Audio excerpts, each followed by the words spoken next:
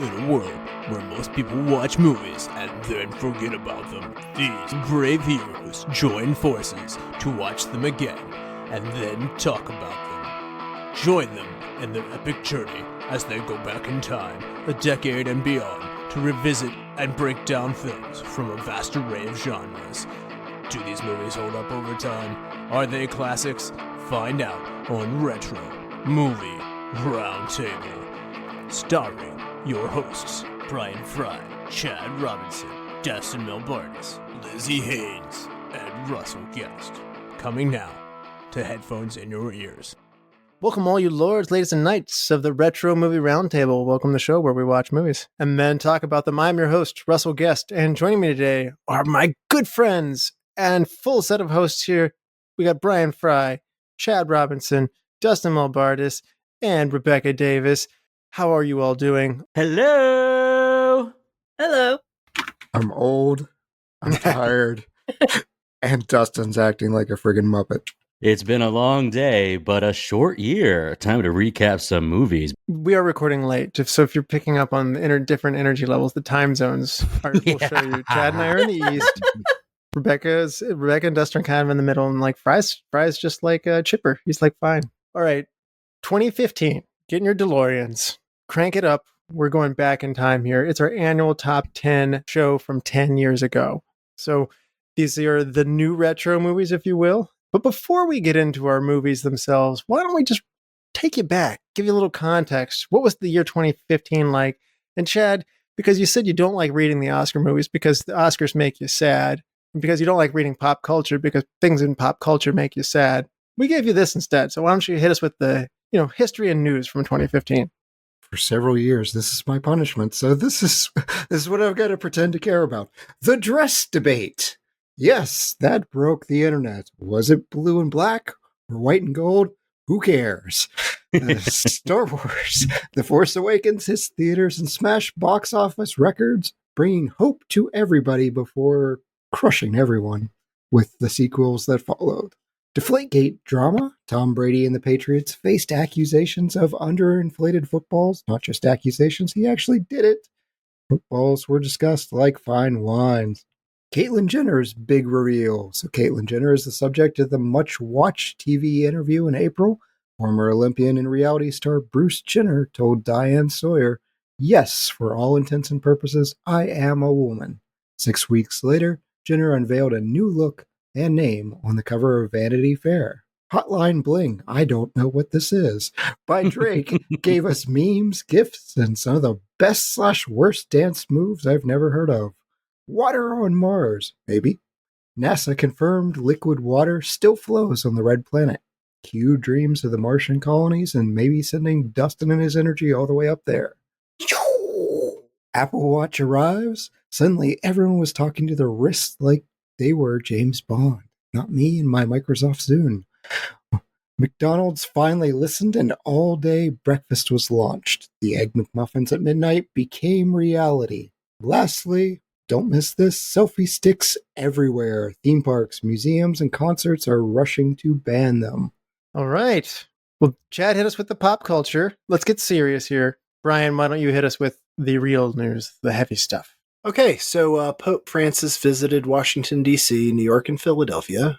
Donald Trump is, for the first time, dominating the GOP field in the presidential race, so we've become more accustomed to that now. We know where that goes. Yeah, we all know where that goes. Hundreds of thousands of migrants fleeing war-torn Syria, Afghanistan, and other countries poured into Europe, straining services and sparking tensions with the EU. ISIS was carrying out attacks and beheadings across the Middle East at an alarming rate. November 13th, there was a tragic rampage in Paris, killing 130 people. The Black Lives Matter movement rose in the face of prior year's fatal shooting of unarmed Michael Brown by police in Ferguson, Missouri.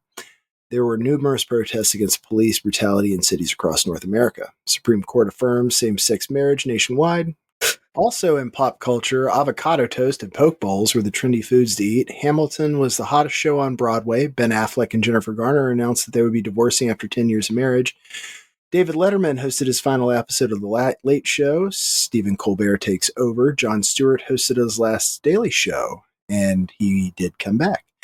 Mad Men and Parks and Rec aired their last episodes, and Empire premiered. Notable celebrity deaths included Leonard Nimoy, Christopher Lee, Scott Weiland from Stone Temple Pilots, B.B. King, Wes Craven, Maureen O'Hara, Robert Loggia, Yogi Berra, Moses Malone, Roddy Piper, and Natalie Cole. Oh no, we lost some good ones there. R.I.P. Christopher Lee makes me sad. You said poke instead of poke. Is it poke? It's poke. I would have gone poke too. I have no Yeah. idea. I would have also gone poke. I love okay. poke bowls. I would have gone. I don't for think it. I've ever had poke. Well, you're not hipster enough. Maybe you should get closer to. My hat says otherwise. I was Russell. going to say, this is the least believable image I can see right now. All right. Well, those were some of the hot pop culture stories. What were some of the hot music moments of 2015 tearing up the airwaves there, Dustin? This is Dustin the Dirtbag with Drive Time Music. Adele released her third album, 25, which sold 3.38 million copies. Katy Perry headlined the Super Bowl halftime show, though Left Shark upstaged her and took over the internet. Demi Lovato released a single, Cool for the Summer. Rihanna released a music video, Bitch Better Have My Money. Zayn Malik announced he was leaving One Direction. Whoa! Beck shocked everyone, including himself, after he won the Grammy for Album of the Year. Taylor Swift embarked on her 1989 tour, which was the highest-grossing tour of 2015. For the singles themselves, Uptown Funk, Mark Ronson featuring Bruno Mars was the biggest song. Do not forget, though, Hello by Adele came out later in the year, and she took the last 7 weeks in the number one spot, carrying over to 2016. Other music that had a big year in the charts, that is, The Weeknd with Can't Feel My Face and The Hills. Wiz Khalifa with See You Again. Taylor Swift, Bad Blood, Blank Space, Shake It Off, carried over from the prior year. Rihanna with Bitch Better Have My Money. American Oxygen, Toward the Sun, 4 or 5 seconds. Demi Lovato, Cool for the Summer and Confident. Ed Sheeran, Thinking Out Loud. Walk the Moon with Shut Up and Dance, OMI Cheerleader. In Country, Little Big Town, Girl Crush. Sam Hunt, Take Your Time and House Party. Luke Bryan, Strip It Down. Thomas Rhett, Die a Happy Man. And Chris Stapleton, Tennessee Whiskey. In Rock, The Foo Fighters, Something From Nothing, the Billboard Mainstream Rock Songs chart for the entirety of the month. Shine Down, Cut the Cord, Muse, Dead Inside, Mercy, Revolt, Aftermath, Reapers, all from the album Drones, a very good album. Bring Me the Horizon, Happy Song, Throne, True Friends, Pop Evil, Footsteps, Hailstorm, Apocalyptic, and Amen. Zach Brown Band with Chris Cornell, Heavy as the Head. Fall Out Boy, Uma Thurman, and Irresistible. The Pretty Reckless, Follow Me Down. And The Offspring, Coming for You. And now it's time for the fastest 2 minutes with Brian. I do feel like I need to do a voice for this one. So now in the world of sports from a decade ago, the United States wins the Women's World Cup. Novak Djokovic dominated men's tennis, winning 3 of 4 Grand Slams. Serena Williams made history by winning a Grand Slam, but fell in the U.S. Open. New England Patriots defeated the Seattle Seahawks 28-24 because they didn't run the bleeping ball. The Golden State Warriors defeated the Cleveland Cavaliers in the NBA Finals. Kansas City Royals won the World Series over the New York Mets because they don't win. Right. Chicago Blackhawks win the Stanley Cup over the Tampa Bay Lightning. We saw ascendance of Ronda Rousey in MMA. American Pharaoh completes a triple crown at Belmont Park, and New York Knicks finish with the worst record in franchise history, making Spike Lee a sad boy. A-Rod returns from a suspension, probably from marrying too many celebrities. And now, over to the movie recap. Movies. We do movies, right? That's right. We do. I think we do movies. I've heard that. Every once in a while. Allegedly. God, we're like right here tonight. Here were the top 20 domestically grossing movies of 2015. Star Wars returned in a huge, huge way. Star Wars Episode 7, The Force Awakens was number 1. Number 2, Jurassic World. Number 3, Avengers Age of Ultron. Number 4, Inside Out. Number 5, Furious 7. Number 6, Minions. Number 7, The Hunger Games Mockingjay Part 2. Number 8, The Martian. Number 9, Cinderella. Number 10, Spectre. Number 11, Mission Impossible Rogue Nation. Number 12, Pitch Perfect 2. Number 13, The Revenant. Number 14, Ant-Man. Number 15, Home. Number 16, Hotel Transylvania 2.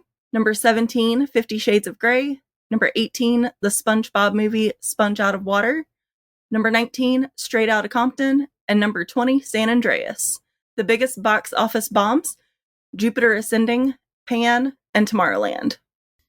I got to tell you, I watched Jupiter Ascending knowing how terrible it was, just to actually bear witness. And I don't know who is really responsible in the end for that movie. I just see a whole host of people walking out with a giant briefcase of money with grins on their face. Like, if Jupiter Ascending was the government, I'd be like, yeah, that. What's funny is I saw that movie and I saw the movie on the list and I'm like, Fry is not part of that losing 129 million problem. That's a movie Bryan Frye saw. Yes. Well, actually, I will say this. I didn't pay to see it. I saw it on an airplane, Okay. but I did watch it intentionally because I was like, all right, I got to see how bad this is. All right, guys. How many of these top 20 did you guys see? I saw 3. Whoa. Somebody saw fewer than me? I saw 5. Dustin says 5. Chad, how about you? 13. Pretty good 13. for me. That's pretty good. Yeah, that's mine as well. Actually, I have 13 as well. Probably different ones, but yeah. Brian, you usually see the Yeah, I'm tied. 13. 13. Wow. Okay. Wow. And those are the movies that people went to the theaters for. But here are the movies that were most acclaimed. I'm going to pass that over to Russell. All right. We have the Best Picture nominees from the Oscars are Spotlight, The Big Short, Bridge of Spies, Brooklyn, Mad Max, Fury Road, The Martian, The Revenant, and Room. Real fast before we go forward.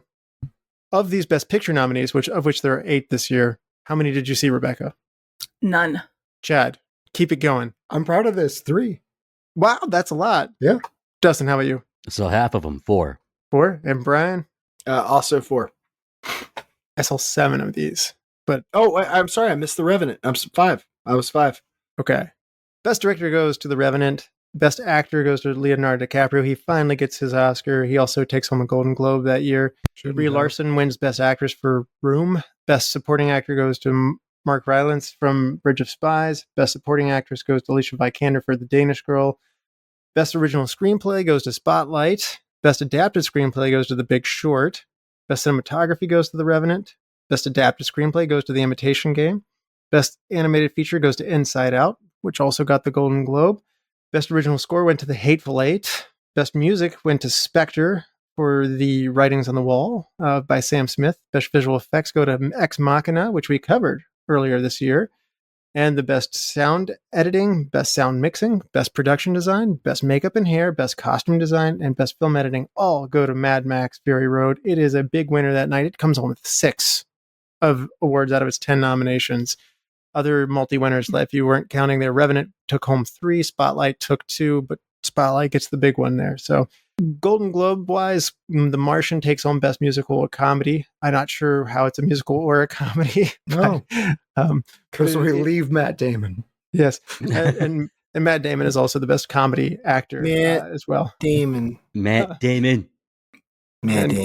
Kate Winslet is the Best Musical or Comedy Actress for Steve Jobs, which, again, I'm really questioning. Stop doing this. I've watched the movie. It was not funny. It was interesting. It was good, but it wasn't funny. So anyway, that is what won the awards. But let's give a few disclaimers out here. What is a movie that you did not get to this year before we go into our top 10? Maybe 1 or 2 that you just, hey, I didn't get to this movie, but I wish I had. Rebecca. Trainwreck. All right. Chad, how about you? I didn't see Straight Outta Compton. That's still on my list. Brian, how about you? I think I probably have to go with Brooklyn on this. Dustin, how about you? Well, the buzz was all about it, and I wanted to see The Revenant, but it is 2 hours and 36 minutes long, so missed me. It feels longer. Yep. I don't think Dustin has 2.5 hours to sit down and watch a movie. Not Except without for 60 ounces of coffee. Or when we forced The Great Escape on him. Oh, God. I'm sick that day. That is 3 hours I will never get back. Oh, boy. And the one that I would wish I had seen, I even started it up at one point. I just, even before the movie got going, I got busy before we recorded this one. I just couldn't get it in there. Creed. I wish I had seen Creed. We're going to go down our favorite movies from this year, but also let's give throw a little bit of shade here. What's the worst movie you saw this year, Rebecca? The Ridiculous Six. I couldn't sit through it. I tried on multiple occasions. And Chad, how about you? I saw a movie called Almost Mercy, which is like this really odd film that kind of makes sociopathic kids. It depicts them in a positive light. So I don't really watch a movie with kids. I don't really recommend it. Weird. As far as mainstream though, 50 Shades of Grey. That was terrible. I didn't see that one. I was curious just to see what all the hubbub was about, but I didn't. I think a lot of our audience was a little curious. Did you bring your handcuffs? All right. Brian, how about you? What's the worst movie you saw this year? Was it Jupiter Ascending after you mentioned it? Jupiter Ascending was the worst movie of the year, but I really want to double down on 50 Shades of Grey, only because I had to live through the book fad. Like, hey, do you have 50 Shades of Grey? Oh, did you miss the table, the shrine, the 90 towering books, all with a fork and tie on them? Yeah. Like, it is the most annoying fad in the entire world, and romance has gone off the chain since it happened. His bondage end cap. No, dude, it is such, like, the stuff like Kiss in the 70s. Heavy metal is so much worse now. 50 Shades of Grey was a gateway drug. Now you can publish whatever you want in your romance. Trigger warnings on some of these romance books now are over a page long. Genie's out of the battle, folks. All right. Audience, I think Right. it's important for you to know that using neckties is not considered safe. So please refrain from that. Especially around ceiling fans. Rope is not that expensive, and it is worth it to do a little bit of research. God, you And sound like a always have a safe serial word. killer. All right. How about you, Dustin? Is it like 90% polyester, 10% cotton? He's just like, rope is not that expensive. That is It's the one of those things that, like, when you pull on it, it will make it harder to safely unbind. Guys, just it's all Banana. safety. Banana. And Brian What is is happening? definitely referencing something that you should always have a safe word. The universal safe word is red. what is that? The universal state I safe thought it word No, was is the meatloaf. universal safe word is red. No. No, no, Chad. what is wrong with you guys? Chad, if you say stop, guess what's not happening? Flugengenheimen. All right. What is happening? Russell, What the is look on your worst- face should be one of appreciation because it's a safety thing. Dustin, what is your worst movie? I saw two movies that are battling it out for worst. One of them is called Knock Knock. This Oh, hey, Keanu Reeves. yeah, Who's there? I gave it a shot because of Keanu, but I don't think it actually works out. Ana de Armas is in it as well. But she is yeah. very naked throughout most Yeah. of that movie. Thanks, guys. didn't It's save not it. a good movie. It's not a good movie. And then, but it was I meant it's a tie for me. Also, Criminal with Kevin Costner. I think just did not execute. Cool idea, didn't execute. I hope they got the Fiona Apple song "Criminal" into it. If it ain't Fiona Apple, I don't give a rat's. Thank you, Brian. I always knew that you'll always help me out with the early South Park reference. All right. Let's get into the main event here, the top 10 movies from 10 years ago. If you have seen this movie and it's higher on your countdown, just tell us to wait. We'll come back to it. We're going to kick this off. Rebecca, do us the honors. This is your first top 10 show. What is your number 10 movie of 2015? Aloha. This one has Bradley Cooper in it and Emma Stone. He's a military contractor who returns to Hawaii for a big project, and he reconnects with his ex while he's also being led around by Emma Stone's character, who's an Air Force pilot. And Well, it's a talented cast. Bradley Cooper, Emma Stone, Rachel McAdams, Bill Murray. You have me interested, that's for sure. Chad, how about you? What's your number 10 movie? The Final Girls. Nothing. Okay. This is a really fun, like, 80s throwback. There's a little bit of time travel shenanigans going on here. Raisa Farmiga, Malin Ackerman, they're both in it. And it's a mother-daughter serial killer at a camp. So if you're enjoying the classic slashers, this is a movie that you'll enjoy. Is this a funny horror movie? I mean, it's not Tucker and Dale versus Evil type funny, but it's definitely more on the lighter end, and it's honestly pretty sweet too. Like, it's very touching. Okay. The name like that being so like out there made me It's think. Final very- Girls. Yeah, Yeah, it's a good name. it's very meta. Brian, how about you? What is your number 10 movie? I went with The Big Short here. Hold that thought, please. All right. Dustin, how about you? This bumped a very particular movie that Russell mentioned earlier off of my list, and it was recommended to me 1 month ago.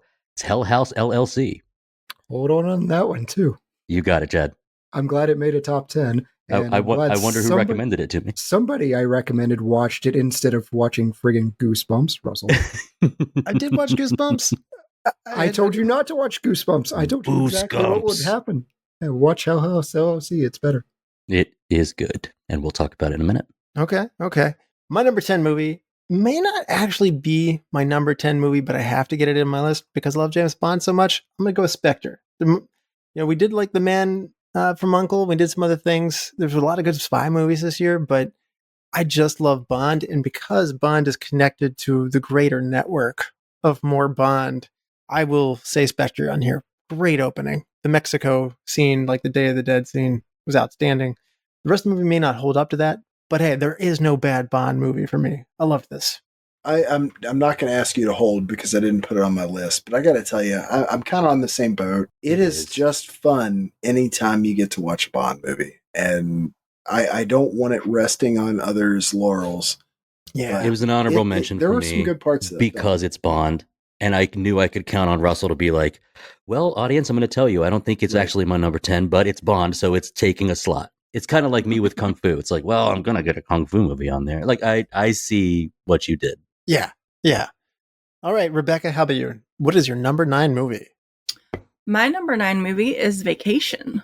This is a big theme, though. Aloha, vacation. So this one is Rusty Griswold is played by Ed Helms.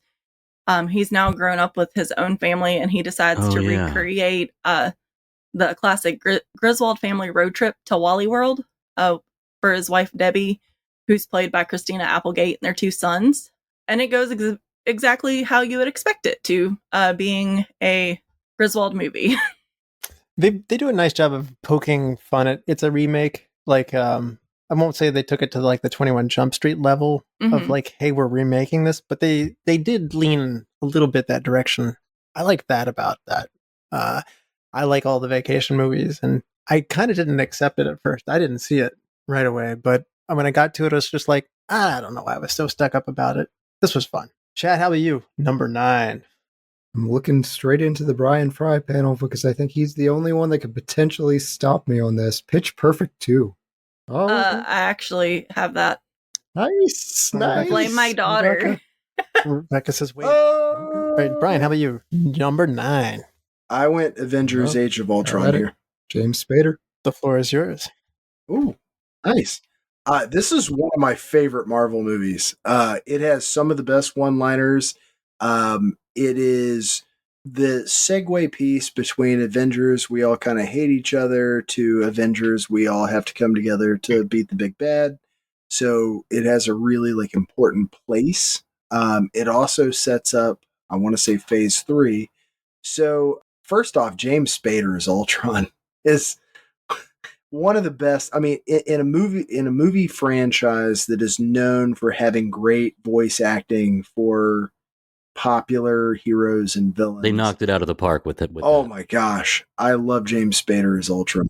It was so good with James Spader as Ultron, and Hawkeye's piece in this movie was one of the absolutely best. Like Jeremy Renner in this movie was perfect. Even the interpersonal strife between Captain America and Iron Man sets up Civil War. This is a very integral movie. Even if you don't like comic book movies and you're trying to sort your way through the MCU, this is one of the most crucial movies to really get you into the franchise. Got some cool character introductions. It is an honorable mention for me solely because of the James Spader portrayal of what Ultron is. Ultron isn't as menacing due to his near indestructible body, not because of all the clones. It's the intellect portrayed by Spader's performance is terrifying. I loved that part. It's a complete philosophy piece. It's why they got him to do the Blacklist. It's phenomenal. Anybody who ever liked Boston Legal from back in the day, it's just good. And great use of a Pinocchio song. Yeah, exactly. Yeah. So, and then obviously it introduces Wanda and Pietro, and this is heyday MCU. I know it's going to be weird to say that for everybody who was there at the beginning of MCU and doesn't want there to be a heyday because it makes you feel old. But this movie was excellent. I mean, I really have shied away in previous segments trying to go too MCU heavy. and this one just has to make a list. It was the number 3 movie on the year, so a lot of people saw it. I had a good time with it, but I think this might be the era where I started to pull back just a little bit, because I was pretty gung-ho on a lot of superhero movies, and this might have just been the era where, I'm not saying I had Marvel fatigue, but I think you nailed it, Brian. The good guys aren't always aligned as much in this one. They start to fight each other. I don't like Batman fighting Superman as much. I don't like Captain America fighting Iron Man as much. A little bit of dispute is fine, but when that becomes more and more the direction this is going in, maybe I'm not as happy when that happens. I think that might have played a role in it. I still enjoyed this movie, though, and I like your pick.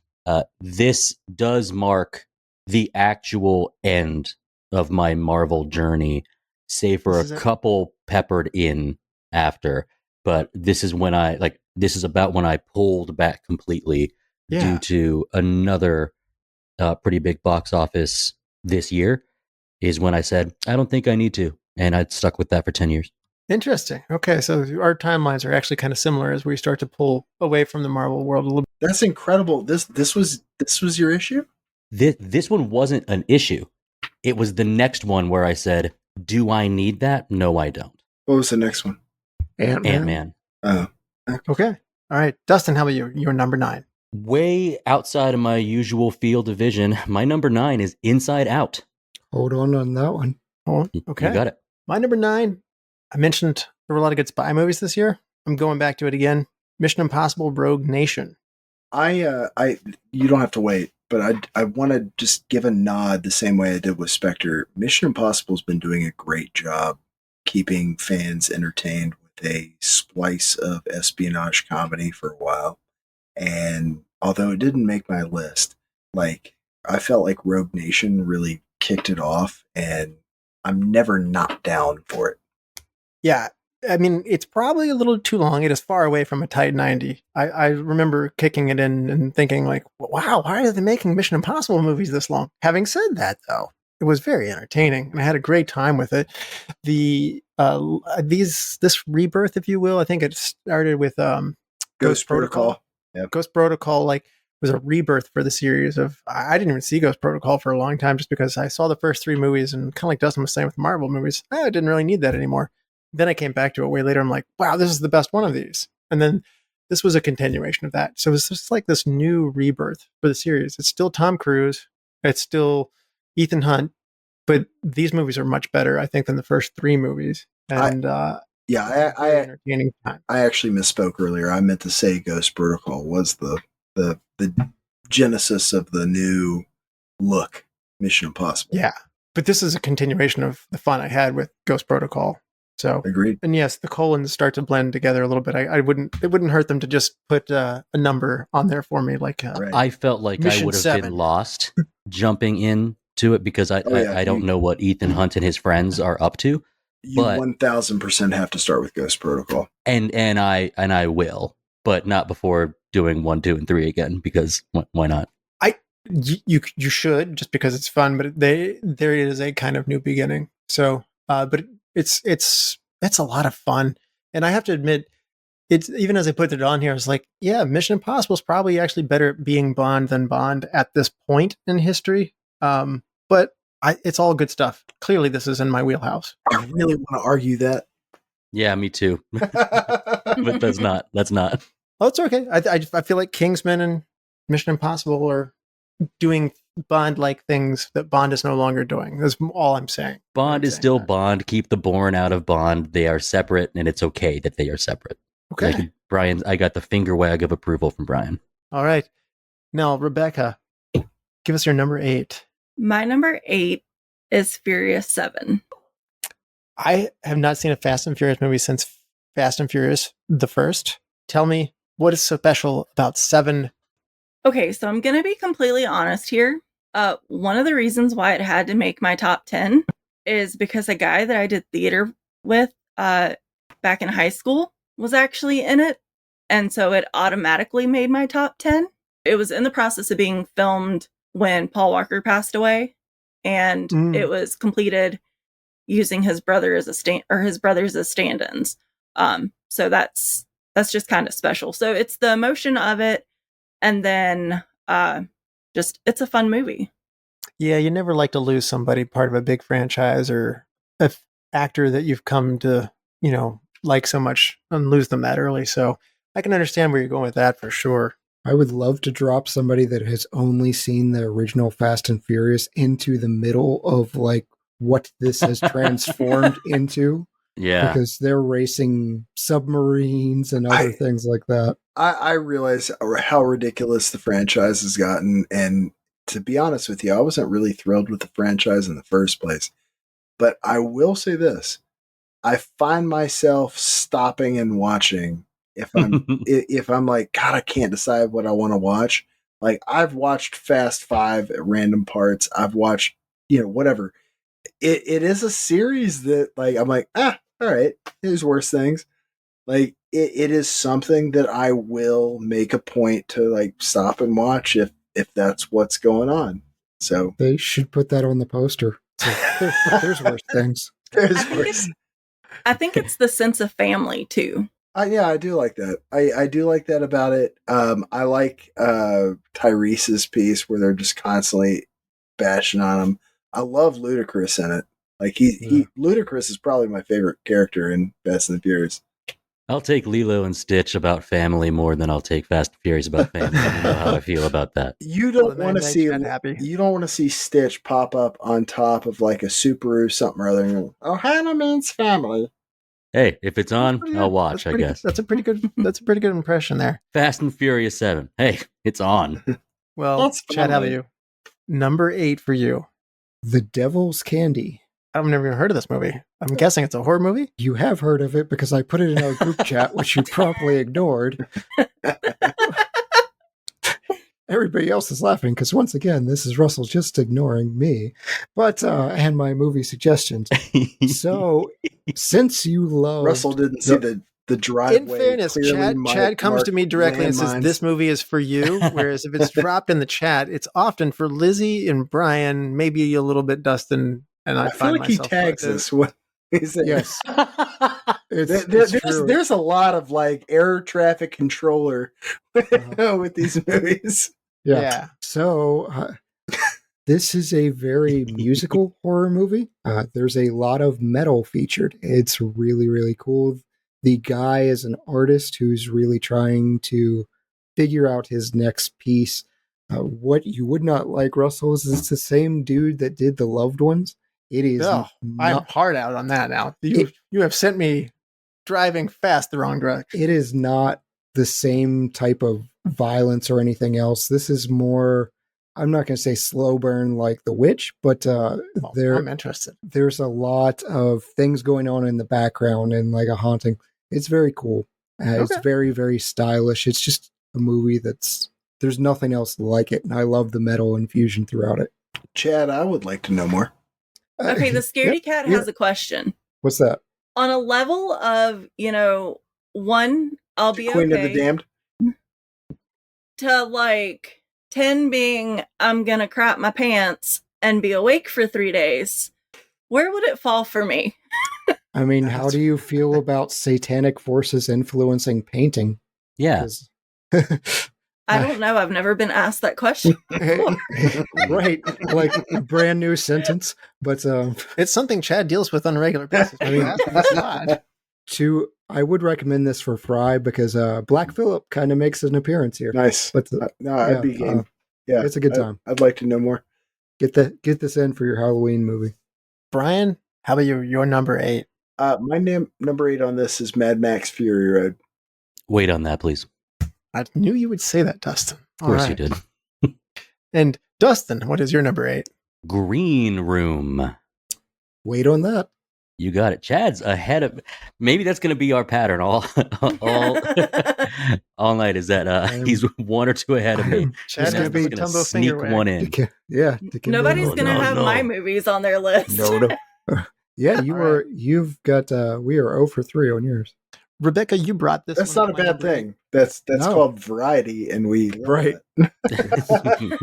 Imagine that we have a collection of people with different feelings and perspectives on things, and coming together like we thought about that. That's amazing, terrific. Right. My number 8 though is going to be Trainwreck. You mentioned this one earlier as one that you wish you had gotten to. Rebecca. Wait on that, pal. Oh, will say no more. Then Rebecca. Dude, he put How about you? he put his hand on your chest. He was like, "No, sir." I felt that. Rebecca, number 7. My number 7 is Kingsman: The Secret Service. All right. Little peek behind the curtain there. It was maybe last night or 2 nights ago, Rebecca asked about the Kingsman Secret Service. And we did bring this up last year. And I don't remember how we stumble across these things. Occasionally we had these borderline movies. And Cabin in the Woods was one of them at one point in time. Yep. But we have talked about this one extensively. But you correctly have pointed out that it really didn't come out until later, until 2015. So there's no harm in saying that. The Button-On-a-thon. Yeah, just I guess is where it erasing the debuted impact of in Button-Um-a-thon, 2014. which is when it was So, actually released. I think Chad, Fry, Lizzie, we all gushed about it and loved it. But we'd like to hear more because we all love it so much. Why don't you tell us, Rebecca, about what you thought of the Kingsman Secret Service? It was just an unexpected, fun movie. Like, I was, back against my chair the entire time, like bracing myself, because I honestly didn't know what was going to happen next. And this is something that I think rings true with Chad. Like, I don't like animals getting hurt in movies. And so when they got to a particular scene, like, I was about ready to cut the movie off. And I sat there and I was like, okay, I'm going to see what happens. But I literally closed my eyes and just listened to it. And then was more so happy. And I'm glad that I stuck it out and I finished it. All right, let's go over to you, Chad, number 7. Star Wars Episode 7, The Force Awakens. That's where I have it, at number 7. Peas in a pod. I'm upset Doesn't with make both of anyone you for else's putting it on your list. lists. Honorable mention. Honorable mention. All right, take the floor, Chad. You go first. I had this movie ruined in line for it, which is very frustrating, but after seeing the movie, I was optimistic. I didn't like some of the choices, but I liked the new characters, and I was really hopeful for where this franchise would go. And then the next movie came out, and I was less hopeful. And then Rise of Skywalker came out and destroyed everything, and probably this movie fell probably 3 or 4 slots just due to the legacy of this new sequel, to the point of where I wish it wasn't made. But as far as best movies of the year, yeah, I still think it needs That to grumpy be Chad from the beginning of the show who was trying to stay awake, he just came back. there. He never left. Can I have a He's always rebuttal? with us. Sure. Rebut. So outside of the fact that they introduced about 5 new characters that are completely worth having in the Star Wars universe, they carbon copied and paste what worked in Star Wars just as it was literally plagiarism. The whole movie was forking plagiarism. Yeah, Uh-huh. Yeah. sure. Yeah. with new and exciting people. Love Poe. So many people where I was like, yes, this is cool, but are we going to ignore how openly, look, I'll give you It's getting hot right now, pass by the way. on trying to make a huge audience happy, but you can do that in a way that isn't so openly. There had to be a different backdrop plot to all of the fun stuff we were You're going to send into. 5 fighters against another planet again and they're going to I win? know. Really? That's how we're doing this? We're doing the exact same thing again? Oh, They no, it's call- hopeless. They call it out in the movie, though. I mean, but yeah, it is. It's overly It's the thing safe. that's most frustrating. I left that movie it's not the theater's fault, but I wanted to burn it down. Wow. It was so disappointing. Outside of the fact they brought in new characters that were compelling, and I can get behind that. There's nothing in this world that made me more mad than this movie. Just, oh my God, I would have punched that movie in the face. I thought, why didn't you put this instead of for Jupiter Ascending, Fry? This is the angry. Because it's not bad. Because they said Jared Leto's going to be. This is a nerd bad that is not a actual production bad. Okay. This is I'm a nerd. I didn't like it. Fork you for that. I just want to let it out And Jupiter Ascending was, dude, you never even gave me a chance to be a nerd for this movie. That was just terrible. Well, I will tell you this much. If you can't tell, fans love Star Wars, and they get really upset as new movies are made, and it's a difficult line to walk. George Lucas made a lot of people really angry by making 3 additional movies. I know Chad had a hard time with that trilogy, and clearly Brian demonstrates these new trilogy that J.J. Abrams helped produce. I was happy to just have more Star Wars. Who I am a huge fan of. I just want to say, I'm a huge fan of J.J. Abrams.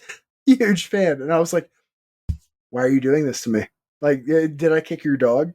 Middle finger. I actually like this movie, but I'm just going to use the critical theory that says maybe J.J. Abrams always liked Star Trek better than Star Wars, and he was a Trekkie or a Star Wars junkie, and he had already made Star Trek, and with that power that one man could have over all nerd kingdom, he said, "I'm going to make the Star Trek remake better than the Star Wars remake." I feel like Kathleen Kennedy is primarily to blame for all of this. I actually did enjoy it. It is rinse and repeat. George Lucas, they asked him how he felt about it, and he said, "This is fan service." This will probably be the only chance I get to talk about this, because it did not make my top 10 or my honorable mentions, because I share a lot of the frustration that Brian has about the rinse and repeat.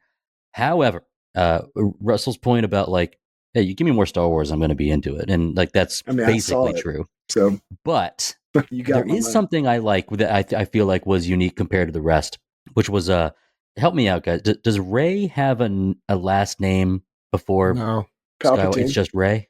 Yep. Right, but yeah, right. Before that, the Rey and Kylo Ren relationship I thought was compelling throughout 3 movies. When I was deciding whether or not this would get an honorable mention or a top 10 for me, I said, did that develop in this one? And it did not. The same way that when we covered Star Wars Episode 4, we were like, is Darth Vader fully developed in that yet? No, he's not. And so that is such an important part of that trilogy. And I thought uniquely done. It's hard to say well done, but uniquely done. This attempt at this strange connection, romance, brotherhood, whatever it is. I thought that was compelling, and it deserved a little bit of attention. But yeah, I'll be honest, didn't make my top 10 or mentions. Always a divisive one. Let's go to the next one then. Brian, what is your number 7? I went with The Revenant here. Ooh, wait. Justin, how about you? What's your number 7? Sicario. Yeah, I want to talk about Sicario. This movie is certainly not feel good. This movie has the action thriller part of it down, but for what? What are we getting at? What we're getting at is an understanding of the way the world works, and we're getting it from the perspective of Emily Blunt, who I'm realizing, for me, can't miss. Emily Blunt is incredible across all genres, and I didn't realize that. I thought I was, a stand for some other actors, some other female actors, but Emily Blunt just cannot miss. And we're getting from her perspective, along with her partner, Daniel Kaluuya, the idea of like, what is happening in this world and how out of control you are. The setting for this movie is the Arizona-Mexico border, but it's kind of representing like the situation of how bad it is. And the audience gets to learn at the same time that Emily Blunt gets to learn. And it's just, like I said, it's not feel good, but it is something that is like, it makes you say, whoa. And I think it's impactful for that reason. It's a very well-made movie. Mm-hmm. And as you mentioned, it's so heavy. Yes. I can't say that I enjoy it, which is why it's not present on my list, but it's objectively a well-made movie that you have to tip your hat to and say like, cool. Yeah. I think the weight, there are movies where like there was a reason why, Russell, you said like, Brian, this kind of seems like one of yours, is I think that there's a weight to certain movies that I seem to be drawn to carrying, as far as like, I'm not the one who shies away from being put through a movie, and Sicario kind of makes you go through it. It was for Brian.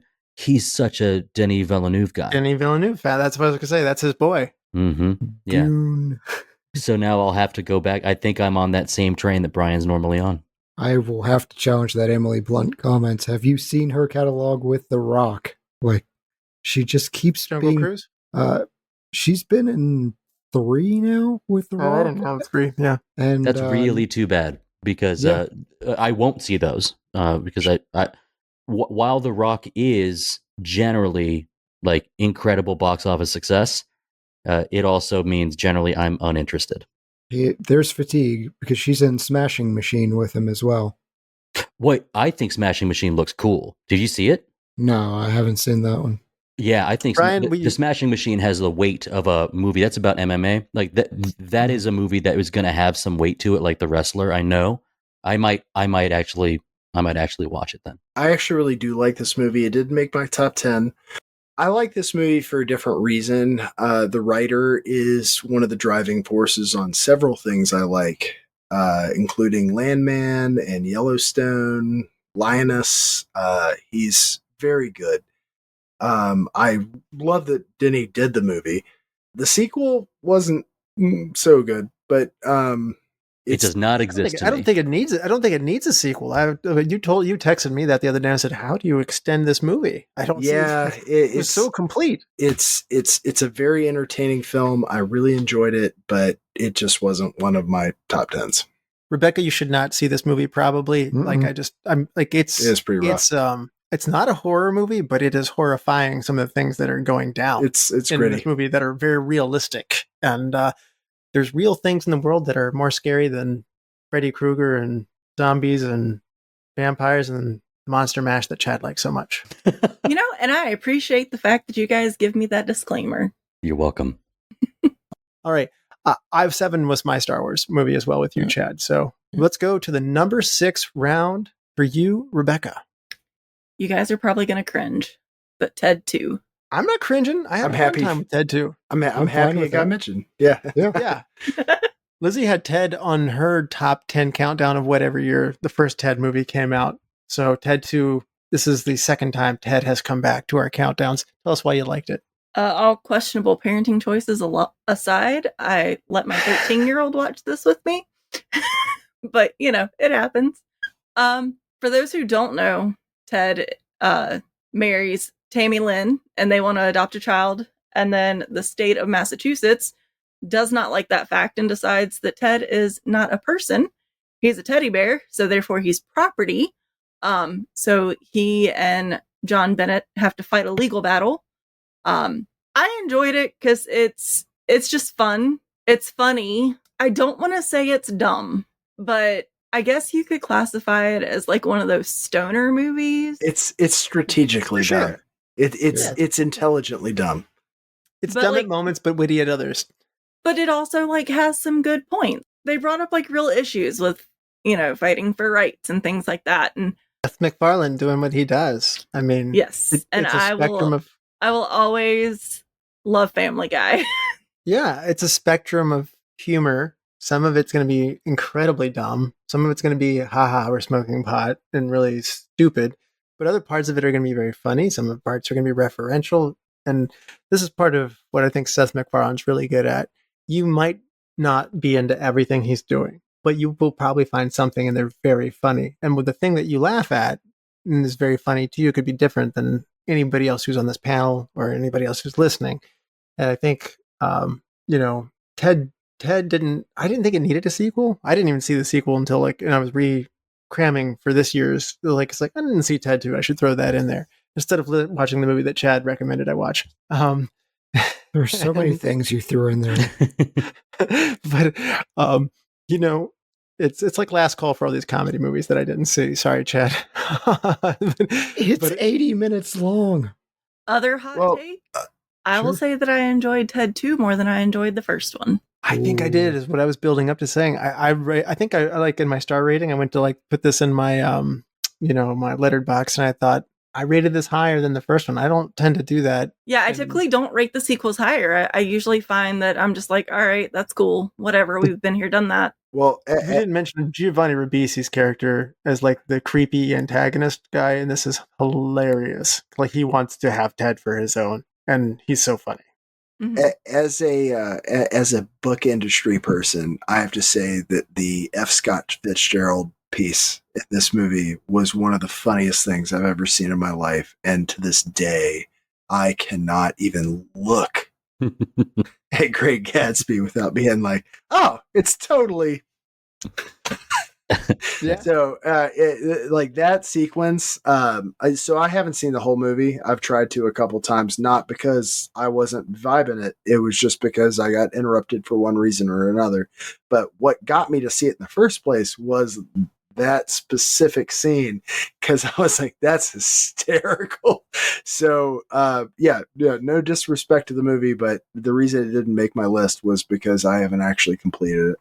Let's go down to the next round. Let's go down to the next one in round 6 here. Chad, what's your number 6 movie? I mean, I have to transition from talking teddy bears to Nazis in a grunge club with Green Room. Yeah. Anyone Dustin higher? brought this one up earlier. I think you're going to be the high man on this one, Chad. Oh, Patrick Stewart as a skinhead Nazi in a music club, and it's very much like claustrophobic escape from this awful group of people. It's cool music. Patrick Stewart as a villain is really captivating. I mean, I love this movie. Yeah, this movie, it's not all about just like Patrick Stewart is bad guy. The world created by this sort of grunge warehouse music, everything happening in one building, the threat around every corner is there. I think you said the word like claustrophobic. You feel like you're stuck with them. It is a movie where our actors are stuck, and it feels very much like that. And it's so easy to pull for like, God, you can get through. And it's creative, the things that they attempt to do. But I just think the overall feeling of menace is there. I think I chose to watch this early in the year, saying that A24 is ramping up in this mid 2010s of the decade. Like they're really ramping up.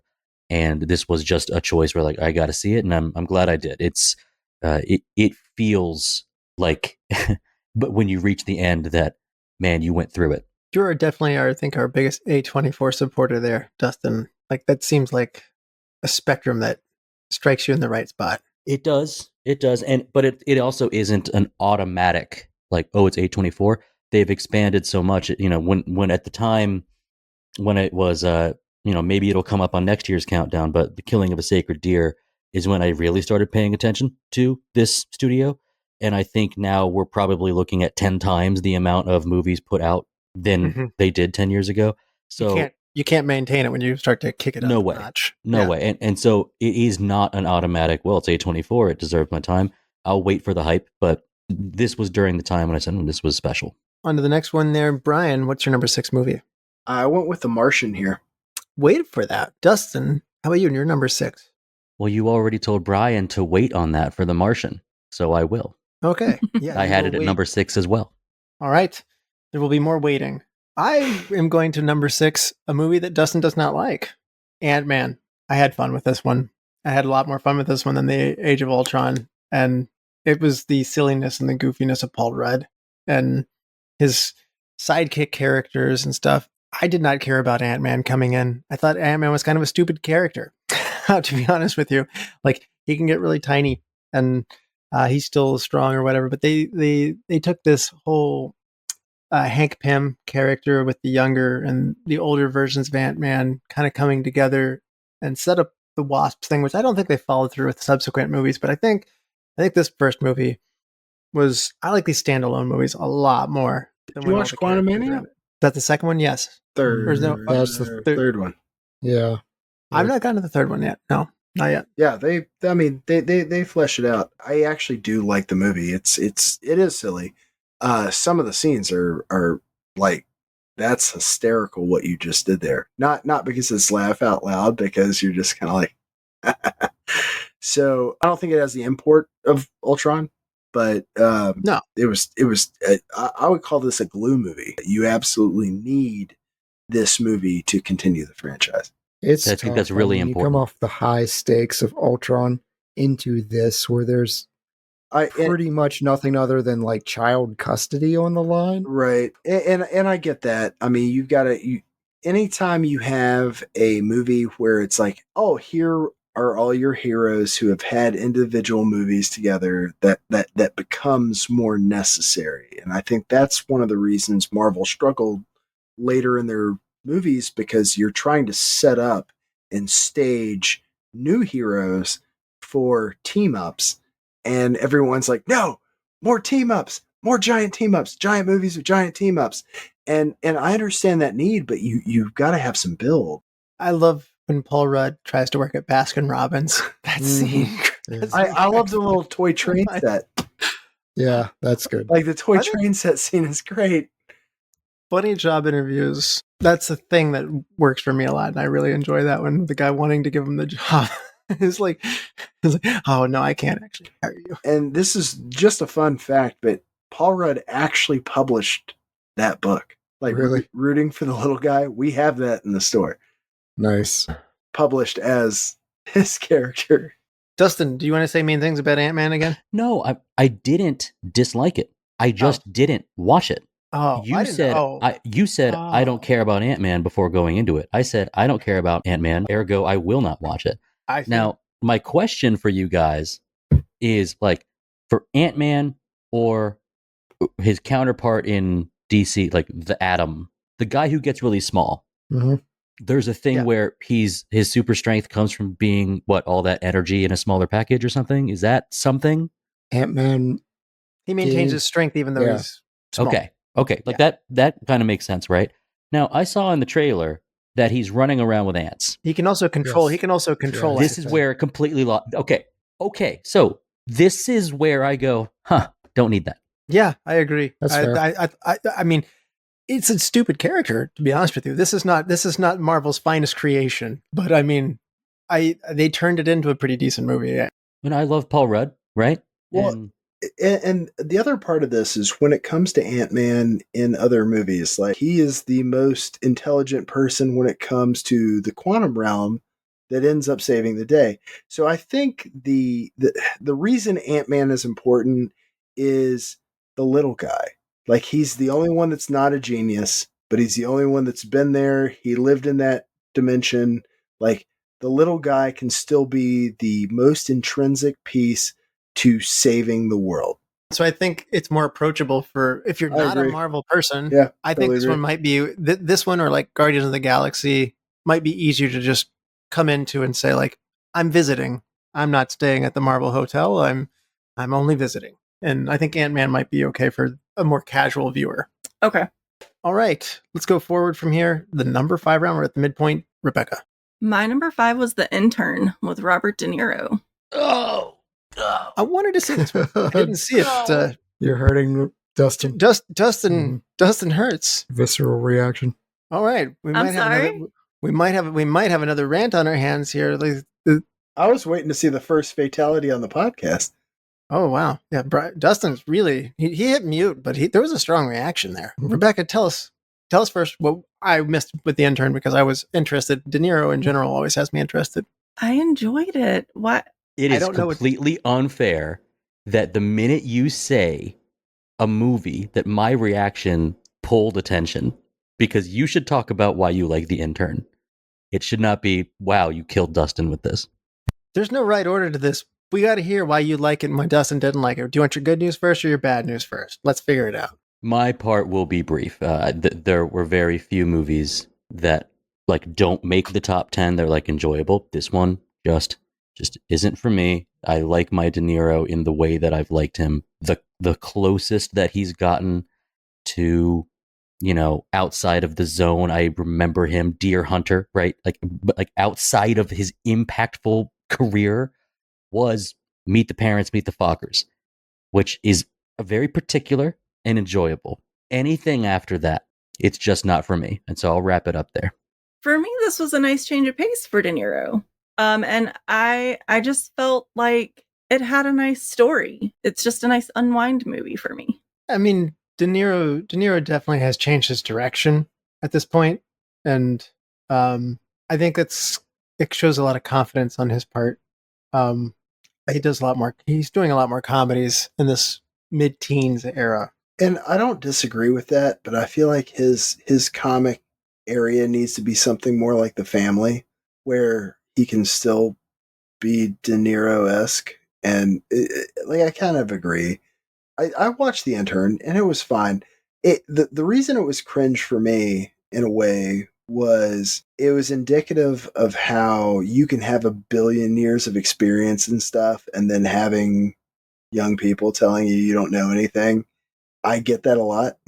And it's very infuriating, and it's like, dude, you've been alive for 5 seconds. Why are you telling me anything that I should know? Mm-hmm. So I know it was supposed to be a bit more of a lighthearted feel-good movie with some light drama to it, but it just made me want to kind of punch people. Yeah, ageism is a thing in the field. I mean, people sometimes don't want to hire people and overlook people because of their age, when in reality, people move around so much anymore. If you get somebody to even stay with your company for 5 years, You're doing winning. good. Yeah, you are. So, I mean, I think it's good to step back, and maybe I'm entering the second half of my work career.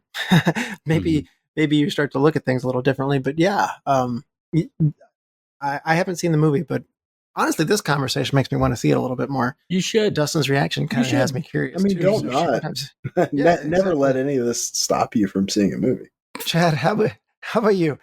What is your number 5 movie? This is absolutely the least Rebecca movie of all of my selections, and there's a lot of don't see this Rebecca. It is Bone Tomahawk. Yeah. Okay, with I the didn't name see you it, lost but me. yeah. Yeah, it's definitely not a you movie. It's also No. not, I really should have said that this was one of the movies I wanted to see. You did recommend it to me, Chad. I didn't watch it. It's longer. I feel like I reached out to you, Chad, when I first watched this, and we had one of those like moments, and then nothing ever came of it. But it was a fun meeting of the wow, we could do much evil with this. Yeah, so I have thought about putting this as a dealer's choice back and forth. I'm probably not going to do it, but it is a Western with Kurt Russell, and it is fascinating. It is a horror movie. Fascinating is a good And word. yeah, it's captivating to me, and it has probably one of the most memorable scenes. Like, you'll never be able to forget this movie, even if you want accurate. to. Yeah. So, Like in a loved ones kind of way? No. No, No. no. No. I don't know. You know when you see the field jump where the girl or guy, they run, and then without the aid of a stick they jump over the bar. Bone Tomahawk is the longest stick you can have. Leaping over the bar. It is. It's really good, though. I have it at 5 stars, and it's just a fantastic movie that none of you are going to watch, other than Fry. I'm so glad. Yeah, Fry it's definitely one of those ones. It stretches some bounds, but it also introduces a very untapped resource, which is Western horror. Mm-hmm. Yeah. Like you're talking about something like you could easily like Prey. I freaking loved Prey because like you're putting a predator in the Wild West.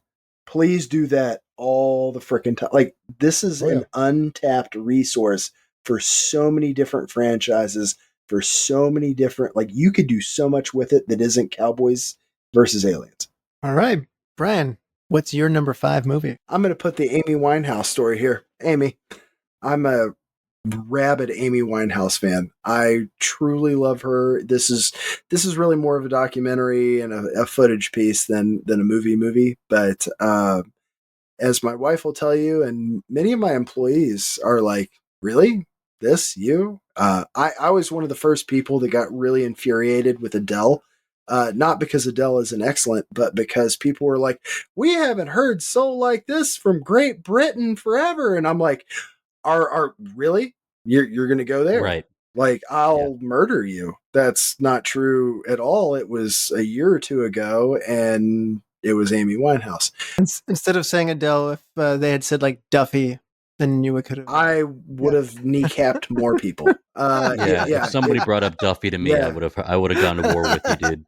Amy Winehouse is like even the non-US debut album, Frank, was amazing, and I was actually at work listening to Amy Winehouse on my phone because I didn't have my AirPods. And one of my booksellers walked by and they were like, "Really, Amy Winehouse?" And I was like, "Why is that so weird to everybody? She's excellent." So yeah, it's it's a huge thing for me. So Amy. All right, Dustin, number 5. This is where I have a movie that Rebecca had wanted to see, and I thought I would make you proud for putting a comedy on my list, Russell. This is Trainwreck time. Boy, I had it at number 8, but you go ahead, Dustin. Okay. Trainwreck is something where I said, oh, I'm not really sure if I'm on this Amy Schumer train, but I am a Bill Hader fan. I even brought up last year that the Bill Hader movie, The Skeleton Twins, didn't do it for me. Well, this movie did. I watched the unrated version of it, and I could tell why it was. It was extreme in the levels they were going, like with a bit, and they do this 10 to 20 times. But this features a pretty fun little story about a writer who is covering a story, rom-com fashion, falls in love with her subject. Cool, right? The the input of LeBron James in this movie is basically the same. so well done that I was blown away at it. I was laughing out loud at this movie. Russell, you said you had it at number 8. I mean, were you an Amy Schumer guy before this? I did like Amy Schumer. She got a lot of hate either subsequently, shortly thereafter, or she was already getting it from a lot of people. But I do enjoy Amy Schumer's stand-up. I like her, and I like this movie a lot. Obviously, good writers, good, great jokes. Like you said, LeBron James was a bonus in there. I don't know that the big finish of this movie took it to the classic level for me, because I felt like there was room for this to be like really great. And I don't think it stuck the landing to become like one of those all-time great kind of movies. Yes. But I don't want to take away from the fact that the other 95% of this is all working really well. John Cena is excellent too. He is. Yeah. He is. The dynamics of our characters in this movie are so fun to watch that the reason it's this high on my list is for rewatchability mainly. I think we need to acknowledge at this point, especially after Peacemaker, that John Cena is a national treasure. He's good. He's fun. He is really fun. It rounds it out. Dustin, you like good characters. I'm not surprised you have this as high as you do, because I think they constructed good characters and their interactions with each other. The comedy's there, but the other stuff is also there. I think the character that Amy Schumer is portraying is one that has been not even a fully fleshed out side character in dozens and dozens of other movies. So you make it about that quote unquote train wreck of a character, and it is just so fun. So I mean, I've been trying my hardest, Russ, to be like, all right, Dustin likes some comedy too. Not all about the weight in the dark. Yeah. There can't be dark without a little bit of lightness in it. My number 5 movie is, I mentioned this is a good year for kind of these spy type movies. Going back to the spy well again, American Ultra. Have you guys seen this one? Nope. Did not. American Ultra features Jesse Eisenberg and Kristen Stewart. And this starts off as like a kind of stoner and like kind of a dead end job, kind of like clerk kind of situation in a small town. But there's a secret to unfold that's pseudo like a born identity kind of thing, where Jesse Eisenberg has a certain set of skills all of a sudden, and it's very funny with what starts to come out. Topher Grace plays like a really obnoxious like government guy who's trying to cancel the program, and again, this is cut from the same cloth as like Born Identity, but it's done with humor. This isn't a movie where you go in and go like, wow, this was really great action. It has good action in it. Kind of like when we talked about Grosse Pointe Blank, there's some scenes where there's some like, whoa, that's good action, but it's the humor and stuff in between, and there's a sweet little bit of romance in there too. So kind of does it all for me. I had to wait until you said something. I saw this. It needs a revisit then. I saw this and liked it. I just forgot. All right, Rebecca, number 4. My number 4 is Pitch Perfect 2, and it's the rewatchability of it and the quotability of it. It was fun. It might not be high art, but it's fun. I think the announcers of Pitch Perfect really make it what it is. True. Yeah, they really do something for it. You would pick that. I mean, Elizabeth Banks is fantastic. The entire series is just charming. It really is. I remember being drugged to see the first movie in theaters, and it was probably the most fun I've ever had in a movie that I was so vehemently against seeing. And it really made me I'm going to blank on her name right now, but the main character. Anna Kendrick. Yeah, Anna Kendrick. I actually have read her initial biography since then because I enjoyed those movies so much. It's called Scrappy Little Nobody.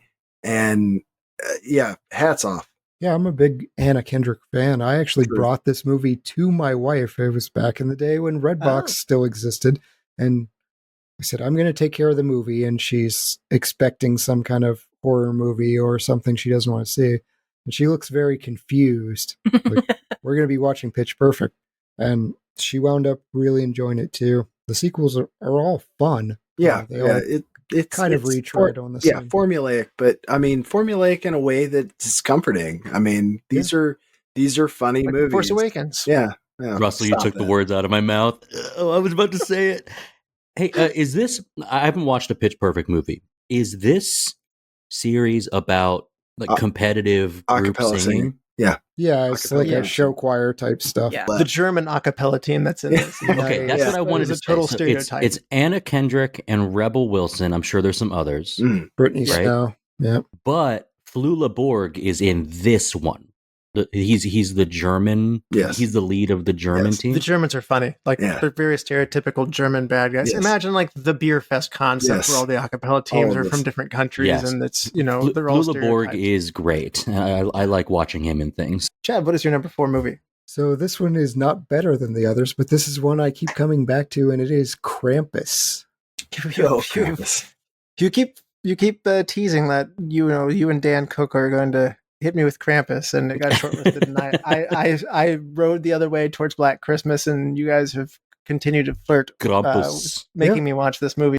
Krampus. Anytime you do this, I'm usually happy if you combine horror and Christmas. So Rare Exports does it. Krampus, Gremlins, Nightmare Before Christmas.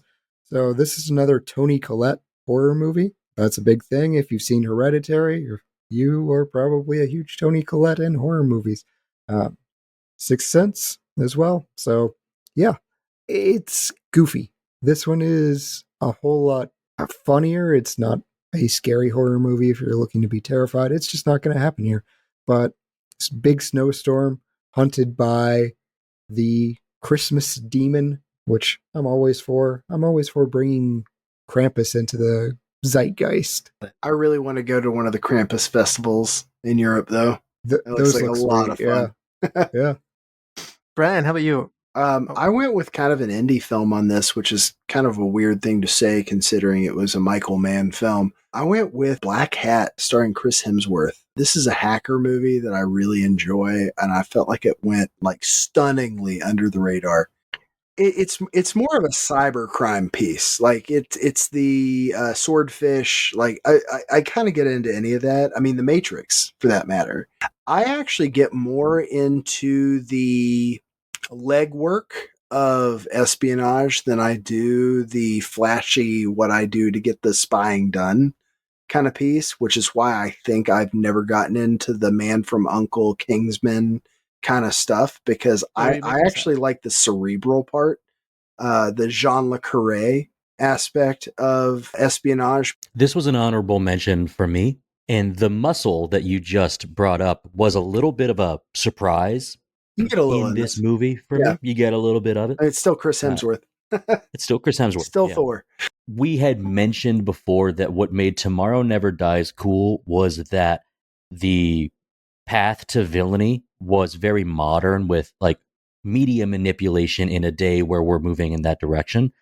And I think with our detail of like the nefarious plot of this movie has to do with manipulating futures, is where like this is the kind of detail that you do need to be paying attention. Like you got to pay attention to the why. So, but I enjoyed it. It was an honorable mention for me. All right. Dustin, what is your number 4 movie?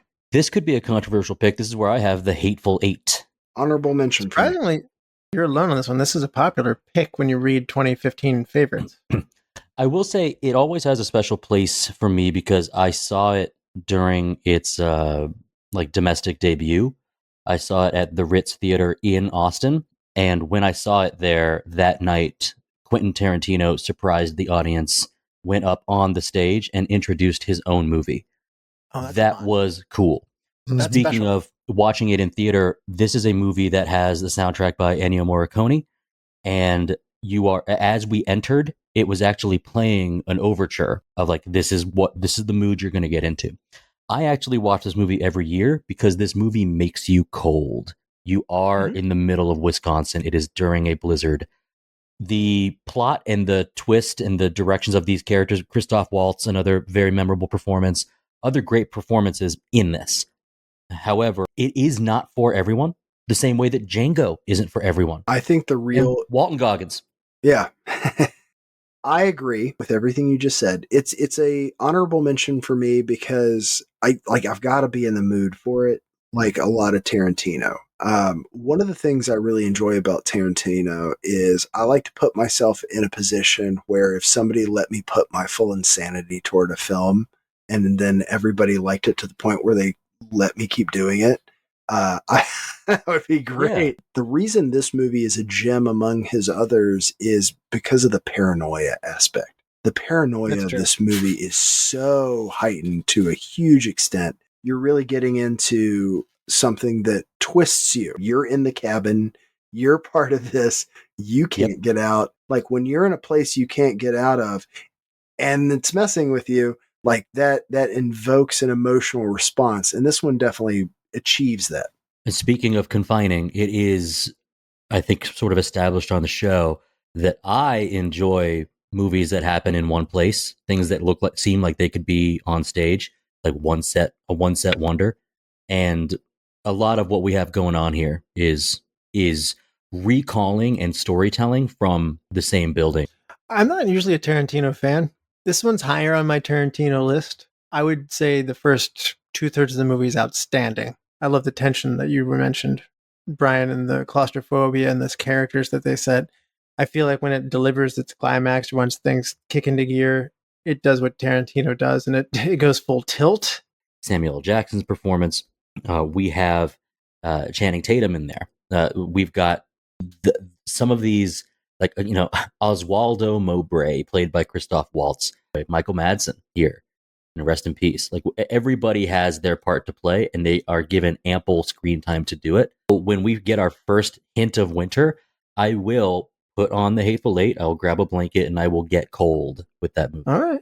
My number 4 movie is going to be... So Brian likes the thinking kind of spy movies. He likes the cerebral kind of thing. He doesn't like the muscle. So this movie's not for Brian. This is Spy, starring Melissa McCarthy. Oh, please. Oh no. Yep. Oh yes. No. 2 of you. Now there are 2 of them. All right. Well, Spy we're on hold then, so we're gonna wait. Save your groans, Chad. Bry's just making a grimace. It's a grin, miss. I'm excited. I'm excited that you're excited. I'm happy that I'm not alone on Funny Bone Island anymore. This is lovely. We have different definitions of funny. I appreciate you not having a visceral reaction though this time. At least not an audible visceral reaction. Rick, what is your number 3 movie? My number 3 is Daddy's Home. I did see Daddy's Home. Yeah. Yes. I was gonna say, if you got mad before, Chad, how are you feeling? Just to check in. Puzzle pieces are locking in. Like I'm now beginning to understand. I'm getting a better picture of what makes Rebecca happy. We needed this on the show. This is what we need, Rebecca. This is your time to shine. This is true. You need complementary colors, and I am on the opposite spectrum here. Chad finds it's funny when people are decapitated and they run around with their head like in the ground. That is awesome. While the body's like running around. That's Chad's idea of comedy. But for everybody else, Rebecca, Daddy's Home. It was fun. It was funny. You get Mark Wahlberg and Will Ferrell. And for all the John Cena lovers, you're in for a treat at the end if you haven't seen it. It's a funny idea. And on paper, you can't run miles and miles with it. But because it's Will Ferrell, I think you were able to find this does work. I think, and the combination of these two teaming up together again, they did The Other Guys together, and sometimes You're a peacock, so you just gotta let them fly. I guess one of the reasons that I like it so much is because I am a stepmom. So I fulfill a lot of the roles that Will Ferrell does. And so it's relatable for me. All right. Chad, make yourself happy. What's your number 3 movie? It's actually a very good segue. My number 3 movie is Inside Out. Oh, wow. I really set you up on that one. I didn't even know. All right. Yeah. You did. Dustin, you had this one earlier as well. That was right? my number 9, yeah. Chad, tell us why you and the whole world loved Inside Out. I mean, first and foremost, the absolute perfect casting of Lewis Black, who is one of my favorite comedians, as Anger. Just like nailed it. I love having Lewis Black in my movies. And this is what Pixar does this constantly. Pixar makes me feel things that I don't even necessarily want to feel. I want to bury them deep and just never acknowledge them. This movie brings up almost like childhood trauma. Remember this thing that you loved in Bing Bong, and we're just going to kill it. We are going to have him disintegrate. And just, Pixar works its magic, and I like all of these emotions fighting for control. It's kind of a personal movie for me as well. I like that imagery. The newest one we took my daughter to see, I don't really care for because they introduced the character of anxiety, and I feel like I live with anxiety all the time. I don't need that movie form, but this one was a whole lot more fun. Oh, the focus on like the emotions personified within the human brain of our Riley character. We also get little glimpses of these same emotions in her parents and in a boy at the hockey rink. Is like, this is how the body works, but it isn't like Magic School Bus. Instead, it's very lighthearted, very fun. I think a lot of the humor is, I'm not going to say adult, but there is stuff that is a little bit more like above the level of most children, but it's nice. You know, going into the world of abstract space, for instance, in this movie it's not maybe the most easily graspable thing from a child, but it's good. And it's wholesome. It's great. It's 90 minutes. Well done. Like I saw it at a friend's house. The friend has kids, and we put it on for the kids, and I was compelled, just like staring at the screen, popcorn. Like, this is so funny. And I think, you mentioned Lewis Black. Amy Poehler was riding high off of Parks and Rec. Me and Russell are huge SNL heads, so seeing her get something from that, another Bill Hader reference on the show tonight. Probably the highest I've ever rated a Disney movie. All right, Brian, number 3. This is where I have The Witch. Wait, Dustin, number 3. This is where I have covered in January on the show, The Man from U.N.C.L.E. All right. And this was one of my honorable mentions. This was my number 11. And when I said, like, I kind of wanted like this to be in my 10, I just only had 10 spots. Like, I want this. I want this to. It is, yeah. Spectre. It is. Yeah.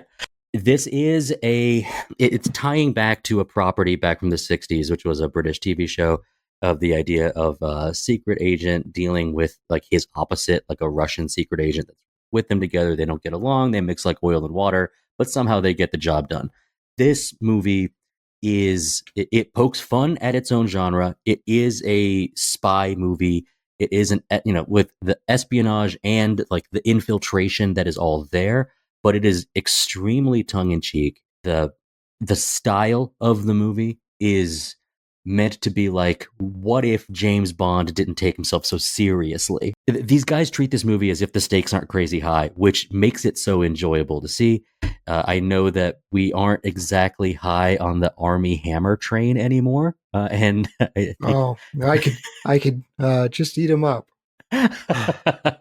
But it sucks because he's good in this. Alicia so Vikander is also in this movie. Yes, she is, and Henry Cavill, who we also love. He's great. He's really good. This movie had a lot going for it. That's why it ranks so high for me. When people would sometimes say, "Should Cavill be Bond?" When I saw Man from U.N.C.L.E., I'm like, they're never going to go get somebody that established. But boy, he should really be good at it.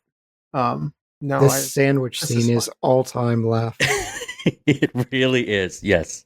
This is a really fun movie. I didn't know it was going to be this awesome. I regretted not being on this episode. No, not to spoil for your event countdowns, but I mean, I had written this one off as like Man from Uncle. That's a strange name, and I just didn't get the preview, and We do it wasn't bring it on my up on the radar. show. Yeah. Our guest John Resendez, we bring it up that we think that the title hurt it because it was the homage to the original, but it was also something that when I first saw the title, of like, that sounds lame. Why are they trying to make this strange acronym? But I don't like acronyms. It's true. The espionage and the action is it like punches way above its weight, and the humor is good too. It nails every front. Great choice.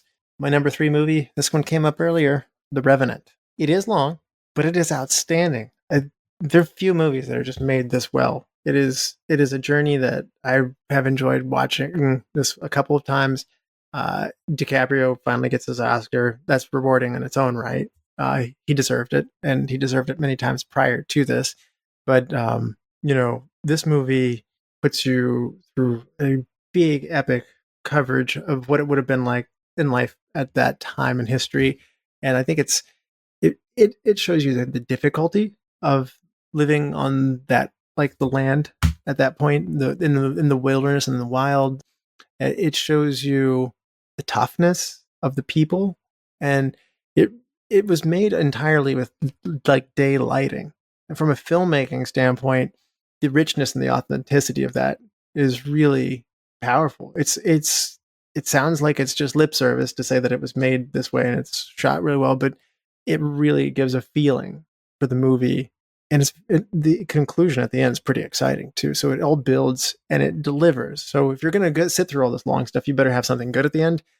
This one does. So I really enjoyed The Revenant. I recommend it highly, and I was mad that it didn't win at the Oscars over Spotlight, because while I have other movies over this is the quote unquote best movie of the year, even though there's some that I like more. I don't want to put too much of a hyperbole on DiCaprio, but I don't think any actor's ever had to work harder for his first Oscar. Like it's absurd to me, some of the stuff that he has portrayed and been passed over for. Now, obviously, he definitely deserved it for this, but it's palpable. Like there was a teenage me that was like, it's Leonardo DiCaprio, screw him, whatever. But like as you watched his progression in film, and you're just like, how is this guy still not getting nods? Because he's putting in this work, and these are really compelling pieces that he's doing. I was exhaustively happy for him that he got this nod, because it really was. I mean, this was a piece that he definitely should have gotten an award for. Think this is probably his least deserved nomination win. I thought he should have won for The Departed. Oh, this one to me was just complete Oscar bait and frustrating to me. I prefer my bears with cocaine. So. Yes, you do. Well, I don't think this was Oscar bait. I think this was truly an outstanding. I do too. He should have won an Oscar back in 1994 for What's Eating Gilbert Grape, before Titanic ever came out and Man in the Iron Mask and all that stuff, where he had to overcome the perception that you're talking about. I even like The Beach. Well, I'm just saying, well, he had to shake off some perceptions, I think, as they came out of that. But 1994, before he's even a household name, he's outstanding. Yeah. Oh, he was in Critters 4. Well, my point is, Leonardo DiCaprio is good at acting. Hot take. Rebecca, number 2. My number 2 is The Wedding Ringer. I really enjoyed, and one of the reasons that I probably enjoyed it as much as I did is because I watched it in the middle of wedding planning. And so it's another one of those that was relatable. You've got Kevin Hart, Josh Gad, and Kelly Cuoco. Yes. There were a few cringe scenes that could have been left out. It was lighthearted and feel good. I think I enjoyed this one, but I think there's something that was underlying that was a little bit difficult in the premise. And as good as Kevin Hart and Josh Gad are, and they are good, there's a little bit of a writing problem that was hard to overcome. This is not the first movie that's done this. Sometimes movies make weddings and the pressure from weddings to be such a big thing that, if the problem is easily overcomable, and he ends up like staging this, like, this is my best friend to his wife. And I think that was one of those things that kind of made it a little more difficult to me. All right, Chad, how about you? Number 2. Well, this is number 2 on my list, but number 1 on movies Russell should have seen and should have taken my advice from. That is Hell House LLC. So And good. instead I watched Goosebumps. Which I told you not to. He did. He told me, he said, this is what you should watch instead of Goosebumps. Because I was like, I'm running out of time. I've got to pick up a couple of extra movies here. This one is I'm gonna watch shorter than Goosebumps. Goosebumps. Chad's like, watch this movie instead. And I'm like, yeah, but it's Jack Black. I just, I see your brain going, yeah, but Goosebumps. Yeah, but Goosebumps. right. We're all fine. It's back to the theme of the night of like Russell does not listen to. The entire time y'all have been saying Goosebumps, and my brain has thought you've been saying Ghostbusters the entire time. I mean, No. it's adjacent. It's adjacent, but no, very, very different. The movie. wrong GB. But so Hell House LLC, which Dustin actually watched, which makes him 100 times better than Russell, is a found footage, which I love. I love the found footage genre. I find that to be more real and to be more terrifying. And they are setting up a haunted house. And that is fantastic. I love that concept. And there's something wrong with the house. And they're all just sleeping over in this creepy old haunted hotel that they're renovating to get their haunted house. There are fantastic scenes in the basement when things start going wrong. But just little things in the background, things moving that weren't there in the shot before. Those are so simple, so cheap to do, and they're incredibly effective. I'm so glad you introduced it because it made my top 10 based on your suggestion. The found footage aspect of it, they present to you. It's not pretending like the world is on video camera anymore. They describe that there's like, hey, there was a YouTube video posted that described this stuff. You're getting talking head interviews about people that have studied it before. You see like the source material early, and then the movie gives you the context to explain what was happening. Kind of. Yes, of course, there's a lot of supernatural that isn't there. And then you get some great, just sort of classic, like, whoa, that's scary. Like, and that's what's nice. I will say, after I watched the movie, I probably ended at 11:15 p.m. I went upstairs to my bed, brought my laptop with me, and watched the entirety of the Blair Witch Project after it. Nice. Because I love that. what you had done was you had reminded me how much I like found footage. Right. So it's a big thank you to Chad. I got to give kudos to movies that can bring that kind of ambiance to the watching, because I remember the media push for Blair Witch, and it made the movie so much better. Like, it's the only time where I feel like the media push was a part of the film. It was. So There was one small example similar is before The Dark Knight, when they were running political ads for Harvey Dent. Oh yeah, That was really good. yeah. Well, you took Chad's advice and you found a top 10 movie. And I didn't take Chad's advice, and I found the number 37 movie on the year, coming in just ahead of Terminator Genesis with Goosebumps. It's just infuriating. The sheer amount of times you're saying Goosebumps is funny to me. Terminator Genesis was so bad too. It's the perfect time. Like, we're recording in October. Watch an 80-minute movie. I wasn't in the mood to get scared, Chad. I needed to not be so scared at that moment. Brian, number 2. My number 2 is Bridge of Spies. I knew it, Mr. Yeah. I like smart thinking spy I do. movies. I like cerebral spy movies. I love espionage. Isn't James Bond. Like, it's truly not. There's literally an adage out there that says Archaeology is not Indiana Jones either, but it sure is fun. Yeah, I hear you, but I also like a lot of archaeology stuff that isn't Indiana Jones. Bridge of Spies is a very intellectual espionage movie, and it's like you read a book about, librarians figuring stuff out, and you're like, oh, that's a giant yawn, but the journey is part of it. So I am very much in the camp of, espionage isn't all done, in the field. It is very much done in a planning process. Things go wrong. You got to figure it out. Operation Mincemeat on Netflix was phenomenal. There are movies out there that are super espionage that isn't flashy gadgets and triggers and things like that. And this movie was definitely one of them.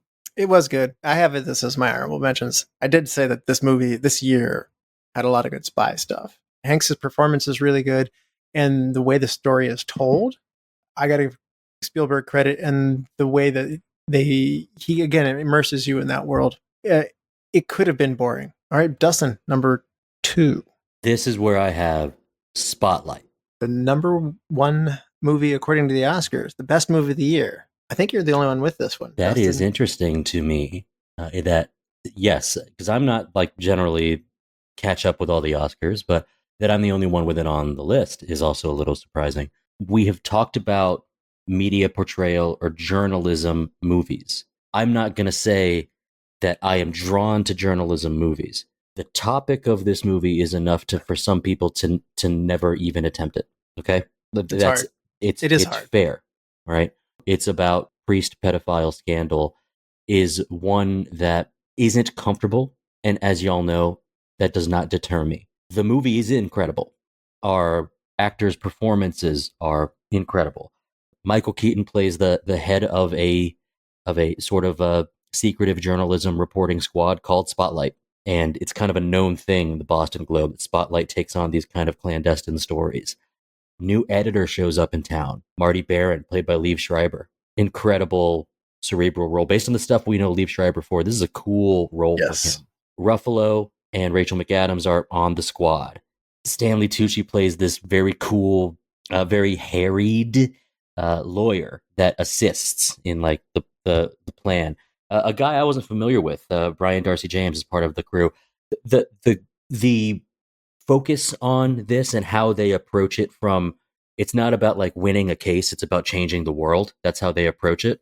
And I think there would be people in the journalism world that would say that is a mission or a goal that seems for most unattainable. But for the point of this movie and the subject matter, this is a pretty huge deal. It's hard for me to say more, but I guess I'll say watch it. It won the Oscar. Watch it.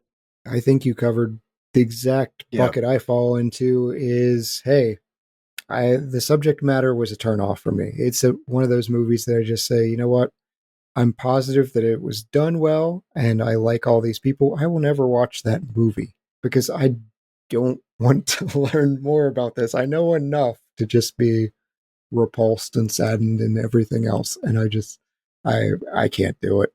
For what it's worth, they don't rub your face in it. I didn't want to come to it either. And I came to it earlier this year knowing that I should probably just see it. Just, this was like, again, this episode is like a last call. Like there's a bunch of movies that you may never get to. And so it's like, well, my dad told me it was great. And I remember being angry the Revenant didn't win. And I had a lot of people be like, yeah, Spotlight is pretty good though. And I was like, yeah, but I don't want to watch it. And so I did watch it, and I have to admit it's very interesting how the story unfolds of how like it's a terrible thing that they're finding. Like they don't want to find this information, and yet it comes with an obligation and a duty to find the truth. And the desire to push down the ugly truth. It's an interesting story that I didn't think that I wanted to see in movie form, but it also handles it without being preachy and without being like, oh, look at what this religious institution has done. I thought it was done in a fairly, I guess, respectful manner. I guess I'm glad I watched it. I'm glad I made it. However, to your point, it's not one I'm going to come back to frequently. I really enjoyed this movie in terms of the fact that it was a well done movie. I have it in my honorable mentions because I felt like it needed to be nodded to, and the cast is superb. So everything you guys have said already. I'm waiting to see. So where's the Hollywood movie on Weinstein? I don't want it. I don't want it. No. But my point is, you're shining a light on one thing, but where's the light on your industry? And I understand that hadn't really come to light yet, and that's all fine and good. But it's just one of those things where when I see Hollywood do a piece on this specifically, and I'm like, oh, I already know this is happening in your industry, but you're going to be, it came across at the time as a sleight of hand piece because things were starting to come out. Me Too was starting to be a thing. And here you've got like, okay, but look over here. And I You're was right. like, yeah, and that really You're right. ticked me off. And 2015 to yeah, 2017 was and I'm exactly around. sorry that this came down on this movie. I'm sorry that my opinion had to come down with this movie, because this was a really good movie. And yes, this should have a movie made about it. But man, I was just like, I'm not saying they did it to do the sleight of hand, but I am saying, like, man, I'm watching this and in my head, I'm thinking, yeah, what kind of dirty crap are y'all covering up? That's totally true. Yeah. A lot of these movies from this era or from this class of Oscar nominations, whether it be The Big Short, Bridge of Spies, Room, this one included, Spotlight, even some of the ones like from the prior year. I think you're a big fan of The Imitation Game or whatever. Mhm. This won Best Original Screenplay, and I don't love that because this really happened. And while you do have to write characters and a story to make it interesting to tell the story, the very premise and everything that happened is a historical event. And this is a big thing that's happening at this time in film of that thing happened. Let's make it into a movie. And it does generally do pretty well at the Oscars. And I got to say, sometimes these aren't always the ones that make me jump off the page and be like, yeah, I mean, I think a lot of the movies that I listed, they're real. They made me feel the feelings and they help you as a viewer become aware of those issues a little bit more. But I can't say that by and large, those may not be my favorite type of movies. Like this real thing happened recently, we lived through this one already. Like I already read the headlines, like Chad said. That's the challenge. Like when we last year, I think we did Selma. I don't know that it came up on people's list, but I remember thinking, it's like, well, it really happened. But I mean, that's a historical story that like you want to make sure that you don't forget necessarily. And I think Spotlight probably has that, but maybe not enough time had gone past for me to the point where, like, because I lived it basically. I didn't live it in the Sure. tragedy, but I understand. yeah. My number 2 movie, because I'm in the mode of making Chad real sad here, I'm gonna do it now. The Witch is my number 2 movie. It's okay, man. I loved it too. I had this conversation offline with Fry. I'm happy people like The Witch. My problem with The Witch is when people insist I should like The Witch. Well, that doesn't seem like a Chad movie. Do your thing. I love that people love that movie. Just leave me alone about it. I love The Witch the way that I love other just stark, sparse, like low dialogue. It's all atmosphere. It almost chokes you with the loneliness. I saw it in theaters with a bunch of people from work, all of which who hated it. And I'm walking Really? out and everybody's talking smack. And I was walking out like, Yeah. Brian wishes to live deliciously. yeah, man. This movie is crafted so well. I mean, it's a really great direction piece. I mean, it's not really the story necessarily that does it. It's not necessarily the acting performances that do it. It's just the atmosphere, as you mentioned, and the filmmaking to induce the feelings of dread and fear. The whole like she's a witch, burn her thing. Very funny in Monty Python, but it's actually a pretty scary thing. Like the notion of that, and so it's an interesting subject matter, and I think that this movie it really stuck with me. I wanted to see it again. I wanted to talk to people about it. I was disappointed when Chad said he hated it and wouldn't talk to me about it. I'll talk to you about it. It's not a make you jump in your seat scary movie. It's an atmospheric horror film. Yeah. It's the dad slowly going mad, just chopping wood for 45 minutes because he can't deal with the fact that they were cast out of their Puritan village. Yeah. It's the fact that once you're cast out of that village, there's nothing else out there. Like you are truly on your own. Like, who are you going to marry your daughter to? Her own parents suspect her. Like the betrayal of like your parents. And they should. Like, there are movies that are off the beaten trail of genres, and this is one of them, and I absolutely loved it for it. Oh yeah. I mean, this has Bryan Frye movie written all over it. Period piece, like atmosphere heavy. These are the type of horror movies that a lot of overlap, but this one I didn't buy it. And if you don't buy into the atmosphere, you're going to have a really bad time with this movie and you're going to be bored. And that's where I landed with it. But just like Hereditary, I'm happy people like it. I'm happy this and Hereditary and Midsummer, like these were huge movies that really moved horror along and made a lot of people happy. And we've had this horror renaissance and all of that makes me happy. There is just real quick. There's a 2017 biographical drama called Song of Granite that if I ever really just want to deep six my You've told me about this. Dealer's choice ratings among the cast of this show, that's what I'll use. I just really like what Russell said. The Witch, crafted really well. I still walk around. I was like, hey, have you seen Vivitch? The Vivitch. The Vivitch. Yeah, strange graphic design choice on the cover of the movie. But anyway, number one movie. Before you go into your number one, Rebecca, hit us with your honorable mentions and then let us know what your number one movie of 2015 is. The Longest Ride and San Andreas. What is your number one movie of 2015? I'm waiting for the tomatoes to be thrown at me from the rest of you guys, except for Russell. But my number one movie was Spy. Oh, that's right. We haven't talked about Spy. I love it. The collective look that I'm getting right now. I'm happy.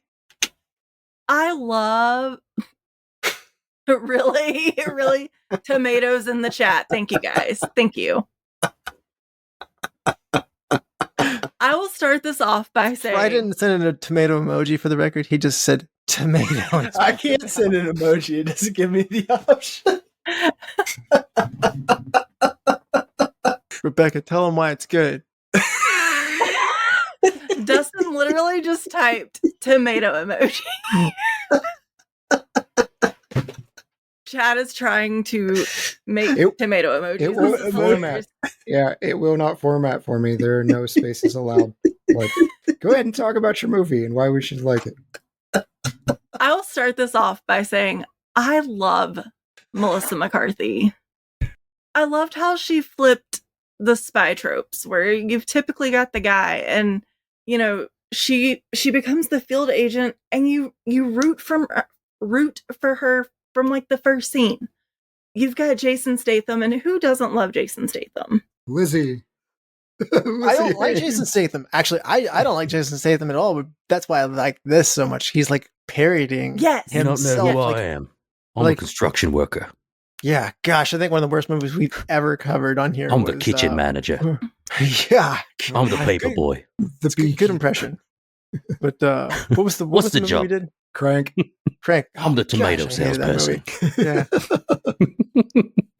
I felt I bad love for that the we did actors Crank. involved.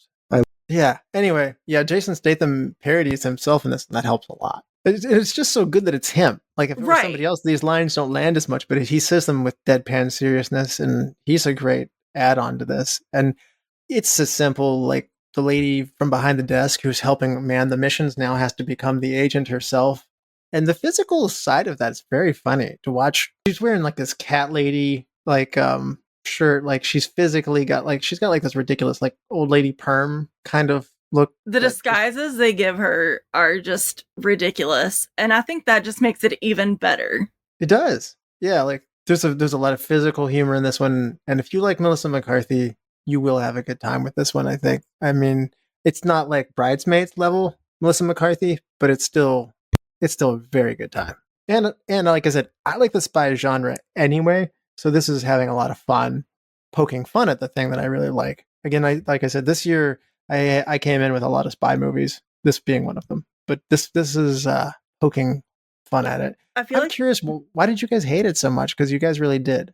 Don't do this. You don't have to pull us in. Don't you Right. love staying in Positive Town? I do, but Why? I just So don't.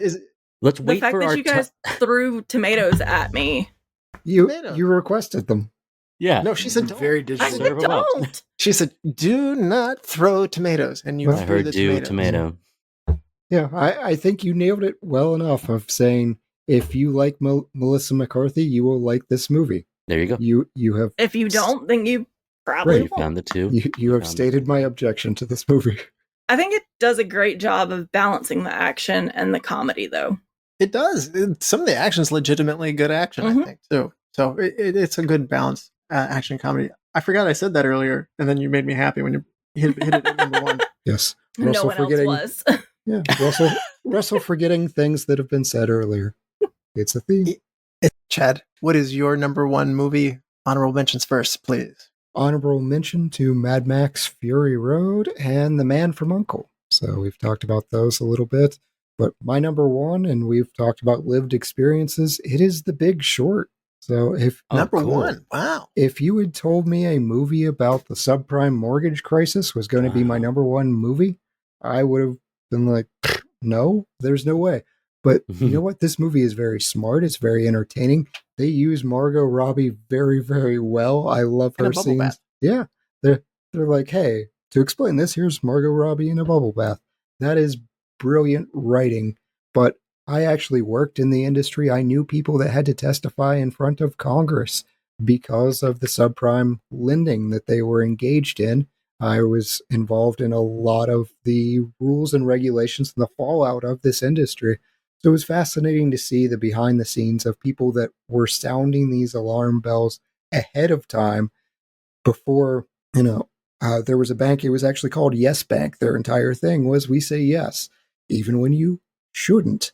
And so they were That sounds like a giving, horrible business Mhm. plan. I mean, It's like a Jim Carrey movie. it's great. It's great for a little while, but yeah, eventually the bills come due and you wind up with a bunch of real estate you didn't want to own. But movie's smart, movie's funny, and I was personally involved in it. Not the subprime lending part. I was not doing corrupt things. I was fixing the corrupt things. I thought that this. So this was my number 10 movie. So I'm not gonna put it up as high as one, but it was like he said. I mean, this is a very smart movie. I guess like Spotlight, shone a light on a different aspect of what's wrong in some of our systems. I thought everyone in the movie did a great job. I thought that the direction was good, and if you make a movie about lending and it does as well as this one did, I would say that you were already playing behind the eight ball. You succeeded in your task, sir. So hats off to Adam McKay. Yes. Yeah. I mean, honestly, the topic doesn't. I find this subject to be maybe not quite as interesting as Chad, who works in the banking industry. So this was a little bit of a pushing the stone up the hill for me, but they told it in an interesting way, Mhm. and that helped. Because I went into this one again being like, well, it got nominated for an Oscar. I guess I'll watch it. Otherwise, I wouldn't have touched this one, even though there's some very talented people who I enjoy in this movie who are in it. Whether it be Gosling or Christian Bale or just actually really interesting how it changes your main character as it jumps around because it's decentralized and who your protagonist is. Steve Carell, his character was fun to watch in action. He's a very strong personality in his character there. So the individual performances, along with the storytelling, made this one work. Fry, your number one movie with honorable mentions first. I took out the ones that I've already said were honorable mentions to me that we mentioned as we went, but I'm going to go with The Lobster and In the Heart of the Sea. I thought were both pretty compelling movies. Lobster lost me a little bit with dog death, but it was technically a human, so I guess you can take that for what it's worth. It was just it was wonderfully weird, and It seems weird. yeah, it was super weird, and it probably caught me at the right time. I think if I had watched that at the wrong time, I'd probably be cursing it as equally as I was praising it. So it just depends. But yeah, that and In the Heart of the Sea. I really enjoyed In the Heart of the Sea. I thought that was a great Moby Dick retelling. And your number one movie. Oh, and my number one movie is Legend, Tom Hardy. Oh, okay. You did recommend this to me. And This movie, like Chad's recommendation, I didn't watch it. Sorry. I love this movie. This is one of the most fun gangster films that apparently no one's ever seen. Right. Number one movie with honorable mentions first, Dustin. Honorable mentions: Star Wars The Force Awakens because it's Star Wars. Black Hat, it was recommended. The Big Short. Age of Ultron for James Spader's portrayal, just because it's been kind of a theme. Special shout out and honorable mention to A Most Violent Year, which was from last year. Because it was awesome. That movie's really good. That movie's really good. It was really good. I watched it in preparation for this show and then realized it was the wrong year. That's a heartbreaker because and that would have been on mine too. Yeah, the one that Hell House LLC knocked Creed off of my list. Ooh. Creed was only on the list because of the Rocky franchise itself, and that is why it was so easy to pull. I actually don't think Creed delivers at the level that it should have. So those are our honorable mentions to say that the number one movie for me was Mad Max Fury Road. It's really taking home 6 Oscars as so much hardware. I remember watching the Oscars at a bar downtown Austin and seeing Mad Max. What on earth? Then I watched it. Now I had seen the first two, and I had kind of looked at the first two and went like, man, the first one, he doesn't even get mad until an hour, 20 minutes in. And like, it was just sort of like, it was never like a big cultural touchstone for me. This movie is. Fury Road is. It changed a lot. It revolutionized stuff. Practical cars, things that really drive. Incredible use of music. Giuseppe Verdi's Dies Irae, like frantic speed, playing with camera tricks to make things more hectic than they are. Tom Hardy's portrayal, Charlize Theron, even our, it's hard to tell, like Immortan Joe, like this. There's so much about this that like has lasting cultural impressions. People say "witness me" when they're about to do something epic because of this movie. War boys are like a common like Halloween costume. Driving a huge semi through the desert while a bunch of other spiky dune buggies chase after you. Oh, and by the way, one of them's got a crane on it. I think I've seen the movie 10 times or so. Like, I can't get enough of it. As classic Dustin fashion, haven't watched Furiosa. Don't know if I want to. Not sure. Gotta be wary of these sequels. But like this, it didn't have to have Mad Max attached to it. If it was just called Fury Road, it'd be as good as it deserved. But just being a part of like this sort of long-standing idea of like what the post-apocalyptic desert is, the way that it takes language the same way that A Clockwork Orange did, right? Like guzzling, saying things wrong, but you know what it is. You know what you need ammunition, then you need to talk to the bullet farmer. I'm about to cuss because it's so awesome. I want to jump in here because it's my number 8 movie on this, and I took my wife. I didn't have to drag her to it. I took my wife to see it, and to this day, she thinks it is the worst movie ever. I have never been forgiven for taking her to this film. If I even mention Mad Max, and I'm talking like old school Mel Gibson Mad Max, she's like, no, F no. I'll light you on fire.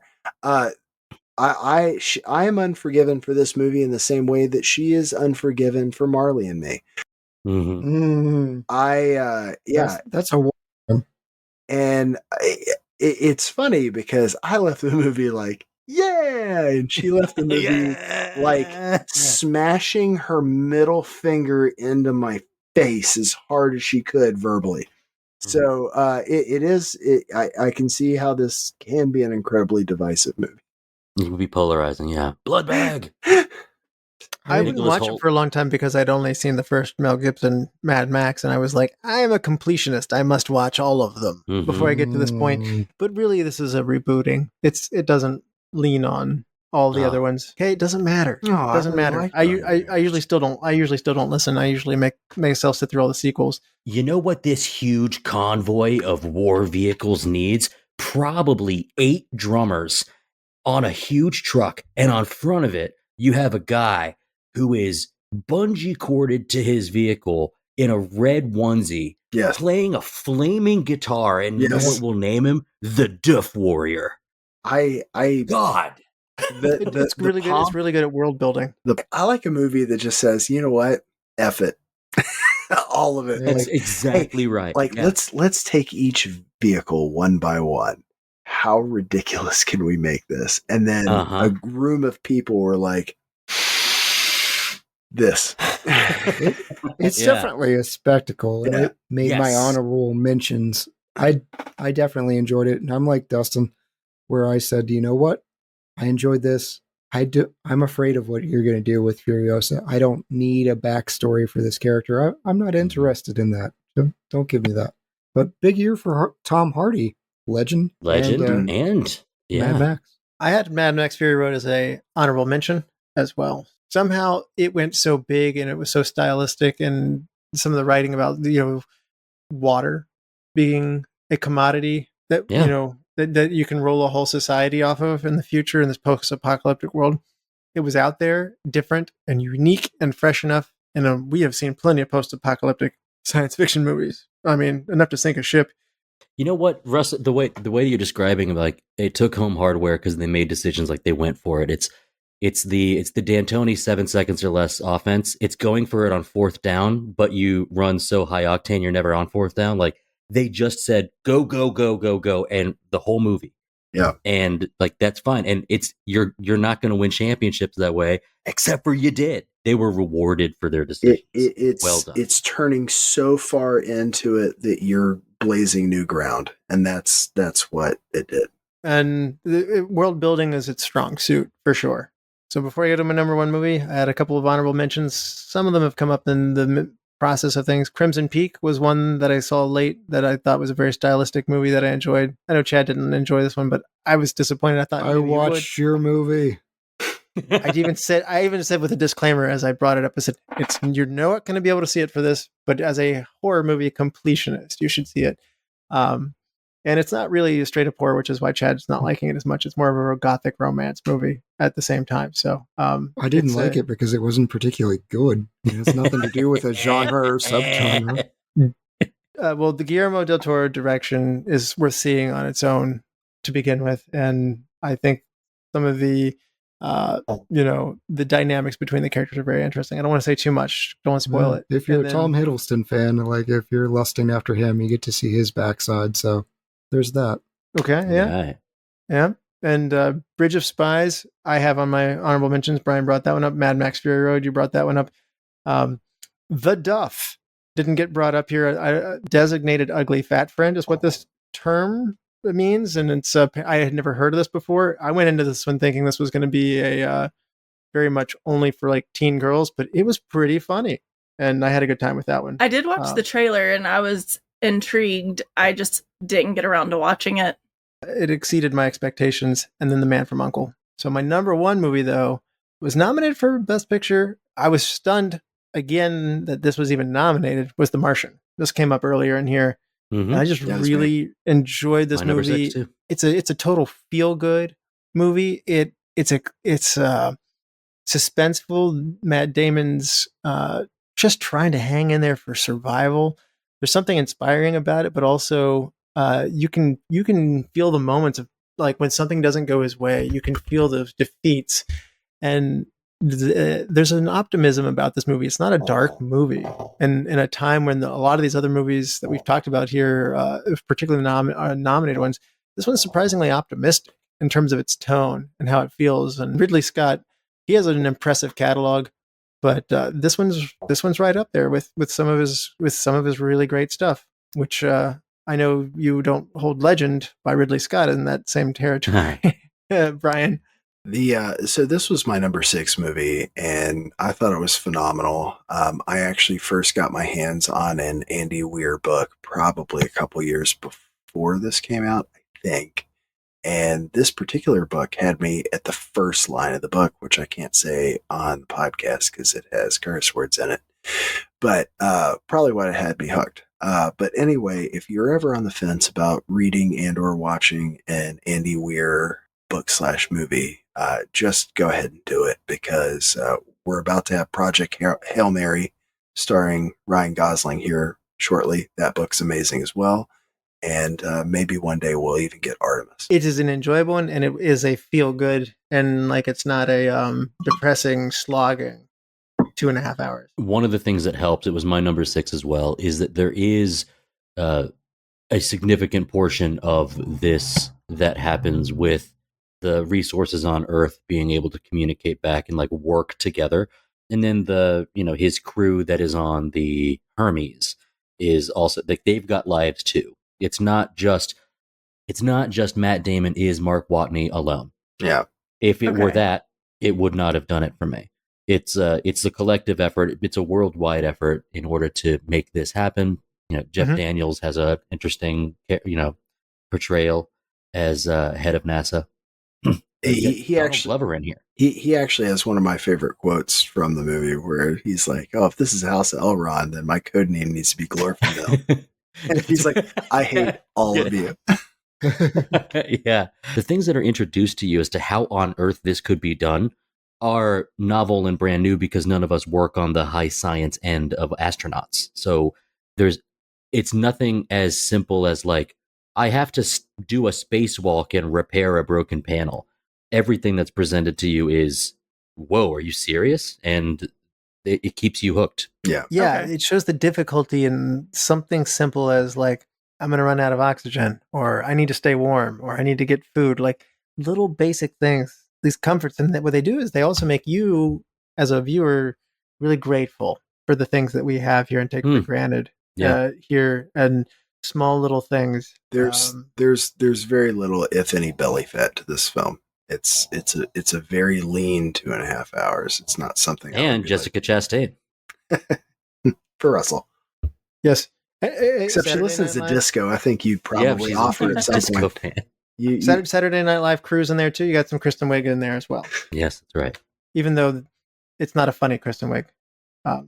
Although the Golden Globes said Kristen Wiig's in this movie, it must be a comedy. So let's This give was a awards huge away. mistake from the Globes. They didn't know what they were doing.